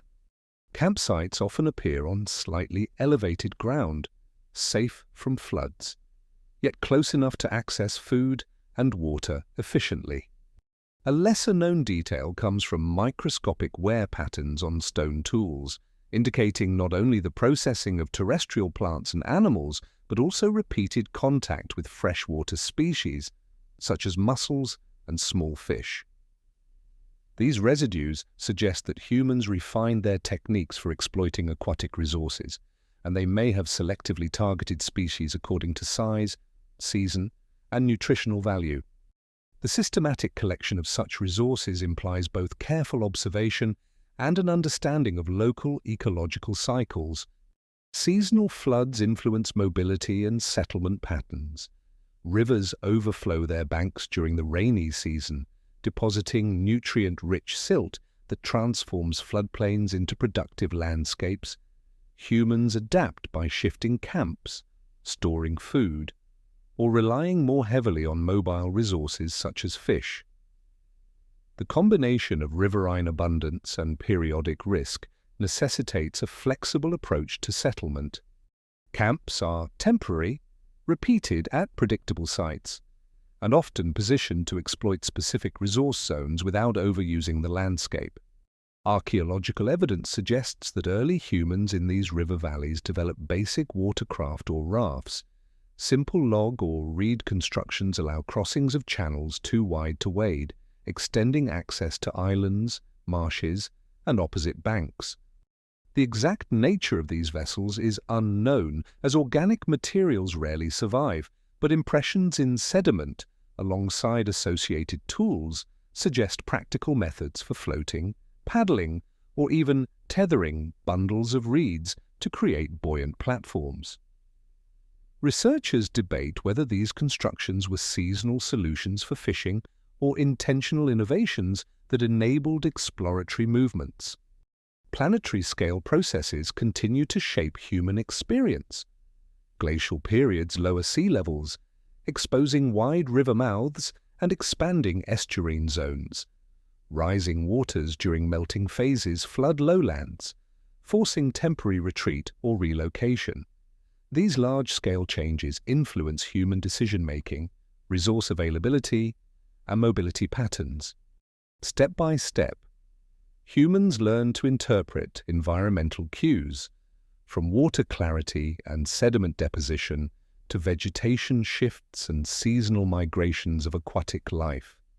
Networks of exchange extend along these rivers. Obsidian flakes, pigments, shell beads, and other crafted items travel upstream and downstream, connecting inland and coastal populations. These movements suggest deliberate transport and long-distance social interaction.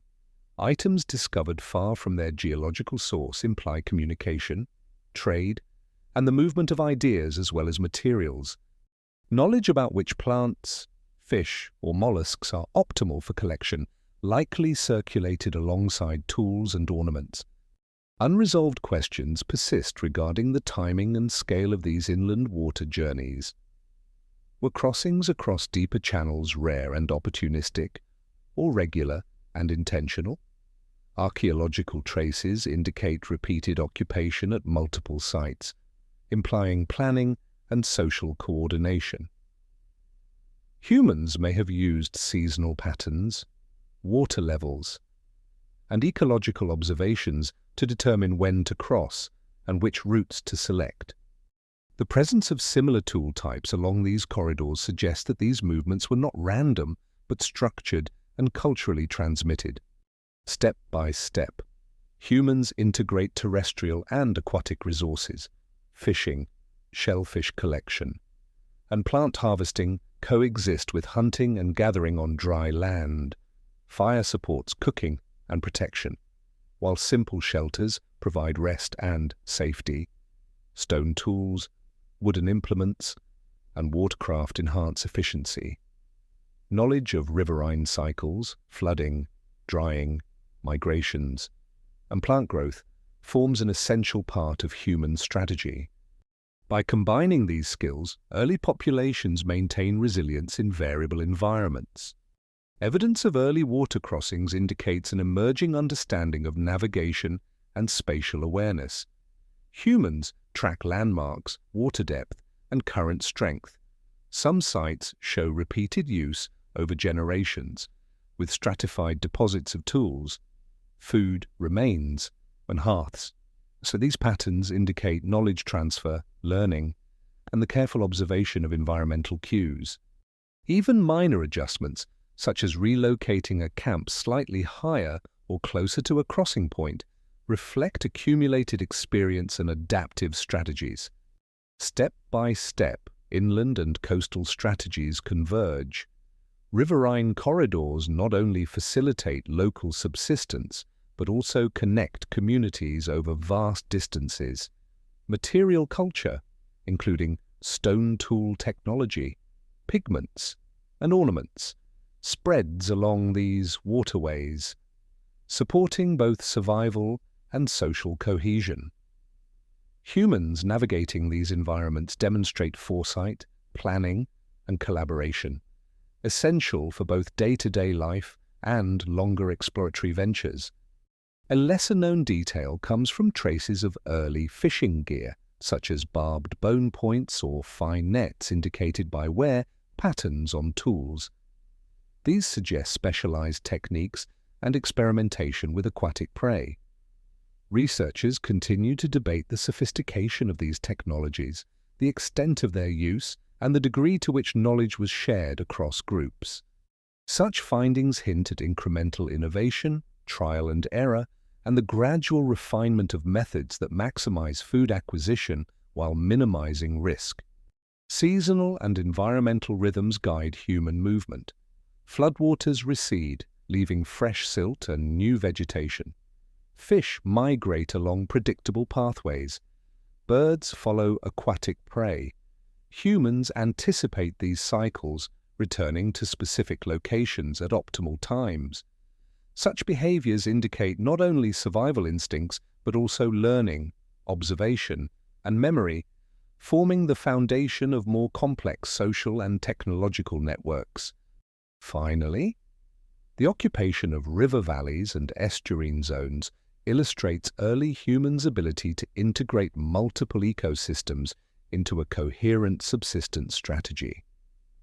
Step by step, they exploit terrestrial, aquatic, and transitional resources using fire, tools, and simple watercraft to extend mobility.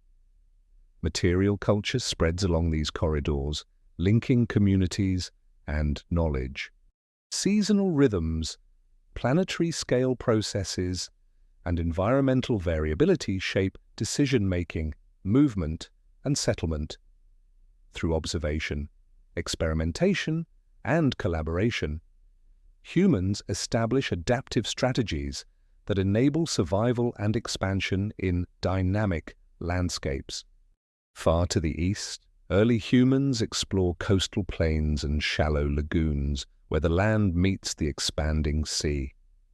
Step by step, they trace the edges of estuaries, tidal flats, and mangrove-lined channels. Salt water mixes with fresh water, and fish, crustaceans, and shellfish provide reliable nutrition. Archaeological evidence shows repeated occupation at these sites, with hearths, shell middens, and flaked stone tools indicating both subsistence activity and careful planning. The strategic placement of camps reflects knowledge of tides, seasonal abundance, and safe ground above high water marks. A lesser-known detail emerges from microscopic studies of shell residues on stone tools, where patterns reveal precise processing techniques such as cutting open mollusks or scraping crustaceans clean. These activities demonstrate not only the selection of edible species, but also a growing understanding of aquatic food preparation. Humans adapt their tools to meet the challenges of slippery, hard-shelled prey, indicating problem-solving and fine motor skills honed over generations. Such evidence highlights the incremental innovation occurring in these coastal zones. Step by step, groups begin to experiment with flotation. Simple rafts or bundled reeds allow crossings of channels and lagoons that were otherwise impassable. Direct evidence of these early watercraft is scarce due to the perishable materials used, yet impressions in soft sediments, along with patterns of repeated site occupation, suggest practical methods for buoyancy and transport. Scholars debate whether these crossings were occasional, opportunistic measures, or deliberate, repeated movements that indicate early forms of navigation. Planetary scale processes influence human choices. Glacial periods lower sea levels, exposing wide coastal plains and shallow bays. These landscapes support abundant resources but are periodically flooded as ice sheets melt. Step by step, humans learn to read the land and the water, observing shifts in vegetation, tidal patterns, and sediment deposition. Rising and falling waters reshape the environment over decades and centuries, requiring continual adaptation and mobility. Social networks extend along these coasts. Shell beads, pigments, and distinctive stone tools are carried from site to site, linking communities over tens or even hundreds of kilometers. The distribution of such items suggests communication and exchange, both of materials and knowledge. Humans may have shared techniques for fishing, shellfish collection, and tool production, facilitating cultural cohesion and collective learning. These networks help groups cope with environmental variability and sustain long-distance contact. Step by step, humans integrate terrestrial, freshwater, and marine resources into a cohesive, subsistent strategy. Fish and shellfish supplement hunting and gathering on land. Fire enables cooking and safety. Stone tools, wooden implements, and basic rafts extend efficiency and mobility. Observations of ecological rhythms, tidal cycles, seasonal migrations, and reproductive patterns of aquatic species inform movement and settlement decisions. Knowledge is cumulative, shaped by generations of careful observation and experimentation. Unresolved questions remain about the intentionality of early water crossings. Did humans plan these journeys for exploration, resource access, or social connection? Patterns of repeated site use suggest deliberate action, but the scarcity of preserved watercraft leaves room for debate. Researchers continue to study sedimentary impressions, tool assemblages, and faunal remains to reconstruct possible methods and routes. Even without direct evidence, the patterns indicate increasing sophistication in spatial awareness and environmental adaptation. Step by step, humans navigate complex landscapes. Mangrove forests, tidal flats, and shallow channels present both opportunity and risk. Seasonal storms and unpredictable tides can threaten safety, requiring observation, timing, and careful site selection. Camps are positioned to exploit resources efficiently while minimizing exposure to hazards. Knowledge of water behavior and local ecology becomes crucial, forming the basis for more advanced navigational skills. A lesser-known detail comes from evidence of symbolic behavior associated with these coastal zones. Shell beads and pigment fragments are found far from their origin, implying not only trade but also aesthetic or social significance. Humans may have carried these items deliberately to signal status, group identity, or knowledge of distant places.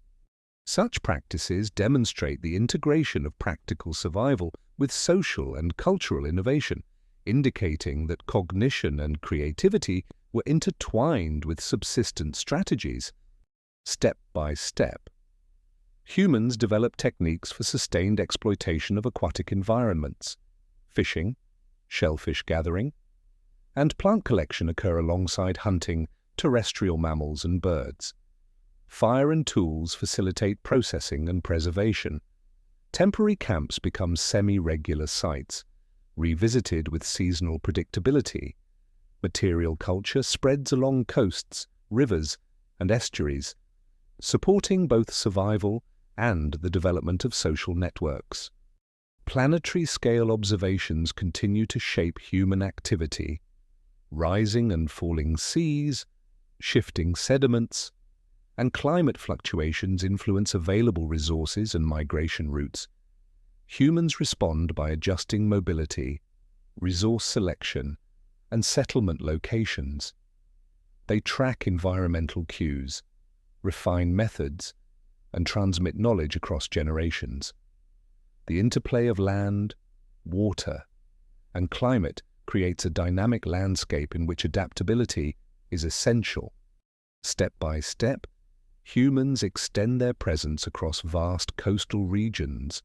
Material culture, subsistence strategies, and emerging watercraft technology allow them to traverse complex estuarine and lagoon systems. Social networks facilitate the spread of ideas, tools, and techniques. Knowledge of tides, seasons, and ecological cycles guides movement and settlement. Humans gradually build expertise that enables more ambitious crossings, expanding both ecological and geographic horizons.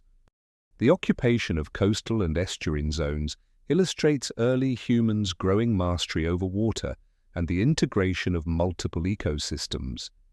Step by step, they combine terrestrial, freshwater, and marine resources into resilient subsistence strategies. They experiment with flotation, develop tools suited to aquatic prey, and refine techniques for repeated site occupation. Material culture and social exchange spread knowledge across landscapes.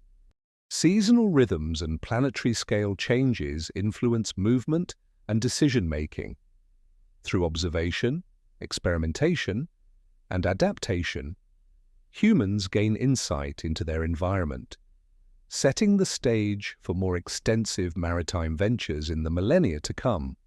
Far to the south, humans encounter the rising waters of shallow seas that separate land masses from one another.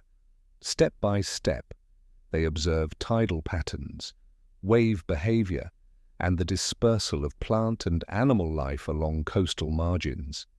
Archaeological traces suggest repeated occupation of rock shelters and open-air sites close to these shifting shorelines. Hearths, flaked tools, and shell middens reveal a careful balance between exploitation of terrestrial and marine resources. These settlements indicate planning, knowledge of local ecology, and an ability to sustain life in marginal environments that would later become submerged. A lesser-known detail emerges from microscopic analysis of residues on stone tools. Traces of algae, fish scales, and mollusk protein show that humans were processing multiple aquatic species with precision. Some tools bear wear patterns consistent with scraping, cutting, and possibly net preparation. These subtle marks point to a developing expertise in exploiting coastal resources and suggest that knowledge of aquatic ecosystems was transmitted across generations. Humans are not only opportunistic, but increasingly skilled, adapting their toolkits and behaviors to complex environments. Step by step, early humans begin to experiment with watercraft. Rafts constructed of reeds, bundled timbers, or dugout logs allow crossings of channels, lagoons, and estuarine inlets. Physical evidence of these craft is scarce, Yet repeated patterns of settlement across isolated points suggest practical solutions for transport. Some researchers debate whether these voyages were exploratory or intentional, but repeated occupation patterns hint at planned navigation. These early experiments mark the threshold of maritime capability, a significant extension of mobility beyond land routes. Planetary-scale forces shape the landscape. Glacial cycles alter sea levels, exposing broad coastal plains at times and submerging them at others. Sediment deposition creates new estuaries and channels, while erosion modifies existing routes. Step by step, humans observe these changes, adjusting settlement and resource use. Rising and falling waters affect the availability of shellfish, fish, and plant species, while the expansion and contraction of beaches and tidal flats influence mobility. Knowledge of the land-water interface becomes crucial for survival and long-term occupation. Social networks link disparate groups along coasts and rivers. Beads, pigments, and distinctive lithic types move across hundreds of kilometers. Exchange of materials indicates not only mobility but shared knowledge and techniques. Humans may have learned fishing methods, shellfish processing, and tool-making practices from distant communities, reinforcing cultural cohesion. Step by step, these interactions enhance adaptability, allowing groups to respond to environmental variability and maintain resilient subsistence strategies. Step by step, humans integrate terrestrial, freshwater, and marine resources. Hunting and foraging complement fishing, shellfish collection, and plant gathering. Fire transforms food, ensuring safety and digestibility. Stone and wood tools extend capacity to process diverse resources. Observation of ecological rhythms, tidal cycles, seasonal migrations, and reproductive patterns of aquatic species guides settlement and mobility. Knowledge is cumulative, shaped over generations by careful observation and experimentation. Unresolved questions remain about the nature of early water crossings. Did humans plan their voyages with a specific destination in mind, or were they occasional ventures guided by opportunity? Evidence is limited due to the perishable nature of watercraft, yet patterns of repeated occupation and resource exploitation suggest some level of intentionality. Scholars continue to examine sedimentary impressions, faunal remains, and lithic distribution to reconstruct probable methods and routes. Even without direct artifacts, the consistency of settlement locations hints at emerging navigational skill. Step by step, humans negotiate dynamic landscapes, mangrove-lined channels, tidal flats, and shallow lagoons present opportunities and challenges. Storms, tides, and seasonal fluctuations necessitate observation and timing. Camps are carefully sited to balance resource access with safety, knowledge of water behavior, sediment deposition, and ecological cycles becomes increasingly sophisticated. These practices form the foundation for future maritime expansions and crossings to distant islands. A lesser-known detail is the use of symbolic objects in coastal contexts. Shell beads, pigment fragments, and personal ornaments are found far from their origin points, indicating long-distance movement and social signaling. Such items may have conveyed status, group affiliation, or knowledge of distant landscapes. Humans integrate practical survival with aesthetic and social behavior, reflecting cognitive complexity and cultural depth. The combination of technological skill, environmental knowledge, and symbolic practice illustrates a multifaceted adaptation to challenging environments. Step by step, humans extend their presence across coastal zones. Camps and temporary settlements become semi-regular sites, revisited with seasonal predictability. Tools and fire support exploitation of both land and water resources. Exchange networks transmit knowledge and materials. Observation of tides, currents, and seasonal availability informs planning and decision-making. Expertise in coastal environments grows incrementally, enabling increasingly ambitious voyages and resource use. Planetary-scale observations continue to shape human behavior. Rising seas, sediment shifts, and climate variation influence migration, settlement, and resource availability. Humans respond by adjusting mobility, refining tools, and learning from repeated experience. Long-term adaptation depends on the ability to integrate environmental cues with subsistence strategies. Step by step, these coastal populations develop skills that set the stage for later maritime expansion. Step by step, early humans expand along seaways, estuaries, and islands. Material culture, subsistence strategies, and watercraft technology facilitate movement across complex aquatic landscapes. Social networks support the spread of ideas and techniques. Observation of environmental rhythms guides planning and settlement. Humans gain cumulative experience in coastal ecology, resource exploitation, and navigation. These developments represent a significant step in the expansion of human presence into previously inaccessible regions. The integration of coastal and estuarine zones demonstrates the growing mastery of early humans over both land and water. Step by step, they combine terrestrial, freshwater, and marine resources into robust subsistence strategies. Watercraft experimentation, site reuse, and material exchange illustrate skill, innovation, and social cohesion. Planetary-scale forces shape movement and opportunity.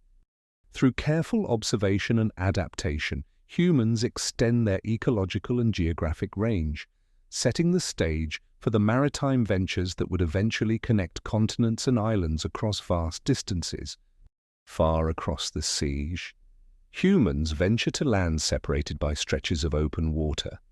Step by step, they assess currents, wave patterns, and wind directions.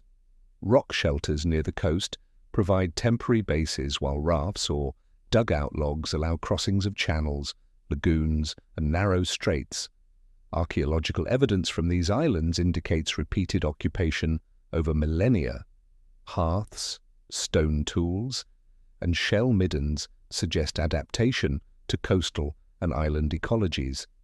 Resource use is balanced between terrestrial, freshwater, and marine species, reflecting an integrated knowledge of complex environments.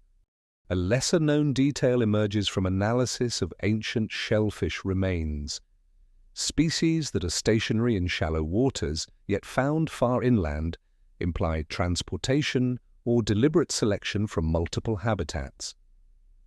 Some shells bear incisions or polish consistent with use as tools or ornaments, indicating symbolic or utilitarian purposes. Step by step, early humans combine technical skill with ecological knowledge, refining practices that allow survival in increasingly marginal environments. Even small islands reveal evidence of planning, resource management, and repeated visitation. Step by step, maritime skill grows. Simple watercraft, likely constructed from timber, reeds, or bundled vegetation, allow movement between landmasses. Evidence of dugout impressions, tool marks on wood, and distribution of stone implements supports the hypothesis of repeated crossings. Some researchers debate whether these voyages were exploratory or intentional, but recurring settlement patterns indicate at least a degree of planning. Knowledge of tides, currents, and seasonal changes informs timing and choice of routes. Navigation is cautious, learned through observation, experience, and oral transmission. Planetary-scale forces shape these movements. Glacial cycles influence sea levels, exposing or submerging coastal plains and island chains. Sediment deposition alters channels, while storms reshape shorelines. Step by step, humans adjust settlement patterns in response to these dynamic landscapes. Rising waters can isolate populations or force relocation, while falling seas reveal new opportunities for migration. Awareness of these changes is critical for survival and the establishment of enduring sites. Step by step, social networks facilitate the spread of ideas and materials. Shell beads, pigments, and distinctive lithic types move across hundreds of kilometers. Exchange strengthens cultural cohesion and ensures access to information about distant environments. Humans may acquire knowledge about local plant and animal species, watercraft techniques, or resource processing methods from neighbors. Social interaction becomes as crucial as technology for survival in maritime and island contexts. Step by step, humans integrate terrestrial, freshwater, and marine resources into cohesive subsistence strategies. Fire allows cooking and processing, while stone and wood tools expand the ability to exploit diverse species. Observing reproductive cycles, tidal patterns, and seasonal availability guides settlement and foraging. Knowledge accumulates over generations, forming a foundation for further adaptation. Even as some sites are eventually submerged or eroded, the strategies developed there persist through memory, migration, and cultural transmission. A subtle scale reference illustrates the vastness of these early journeys. Distances crossed may exceed those between Paris and Istanbul, yet undertaken with simple rafts, observations of stars, and careful timing.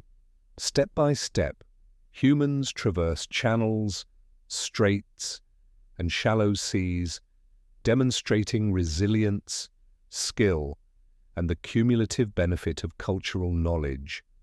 This process highlights both vulnerability and ingenuity, as perishable watercraft and changing coastlines leave minimal direct evidence for modern researchers.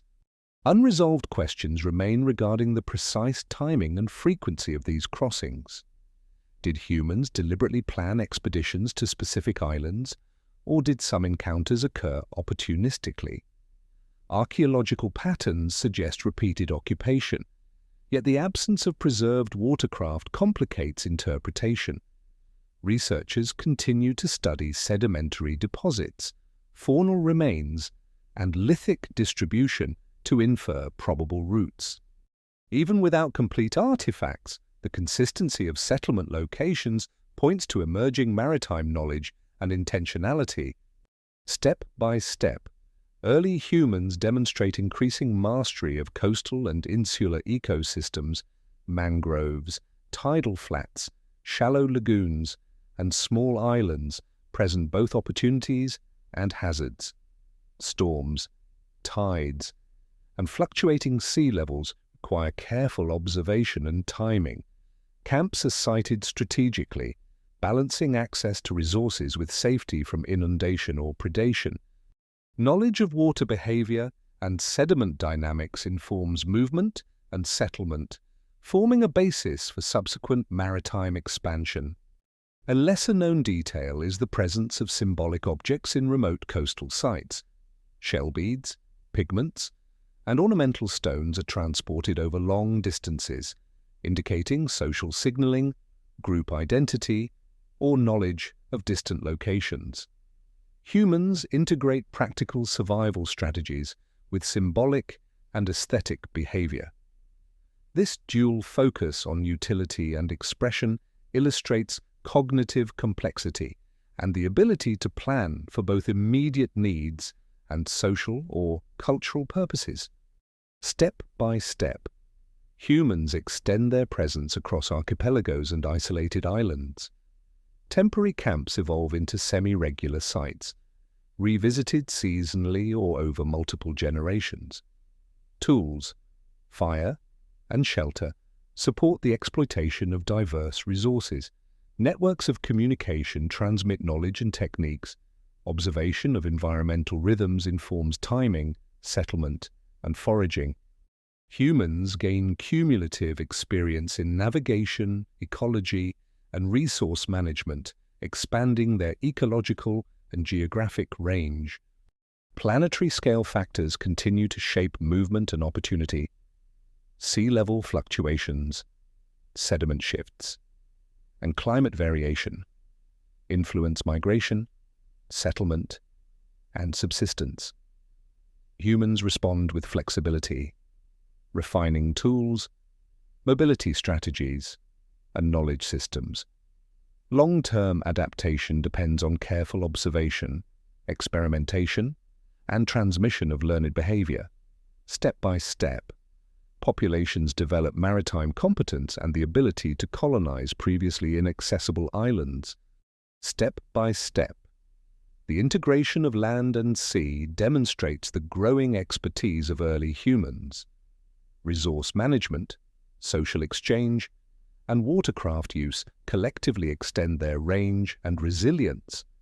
Settlement, experimentation, and repeated crossing reflect skill, foresight, and cultural cohesion. Planetary scale processes provide both challenge and opportunity. Humans respond by adapting, innovating, and observing, gradually mastering complex coastal and island environments. In this culmination, humans have become truly mobile across water and land. Knowledge, observation, and social networks facilitate survival and expansion. Repeated occupation, tool refinement, and maritime skill demonstrate the interplay of intelligence, ecology, and opportunity. Even as some landscapes are lost to rising seas, the strategies and experience gained endure. Step by step, early humans achieve a milestone in mobility and adaptation that sets the stage for future dispersals across continents and oceans, illustrating both the resilience and ingenuity of our species. Far across time, the first crossings fade into silence. The fragile rafts of wood and reed have long since vanished, leaving only traces, shell middens on eroded cliffs, stone tools buried in sand, faint layers of ash where fires once burned. These remnants speak quietly of people who learned to see the sea not only as a boundary, but as a passage. Much remains unknown. No early boat survives, and no words remain to describe the journeys.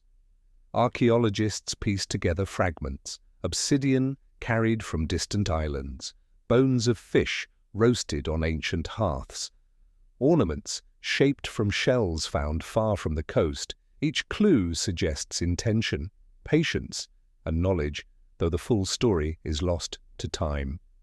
Planetary forces guided their choices. Seas fell and rose, exposing land bridges and then drowning them again. Tides and currents shaped opportunities, while storms tested courage. Step by step, humans responded to these changes, adapting with careful observation, trial, and memory. The sea became not only a source of food, but also a pathway to new worlds.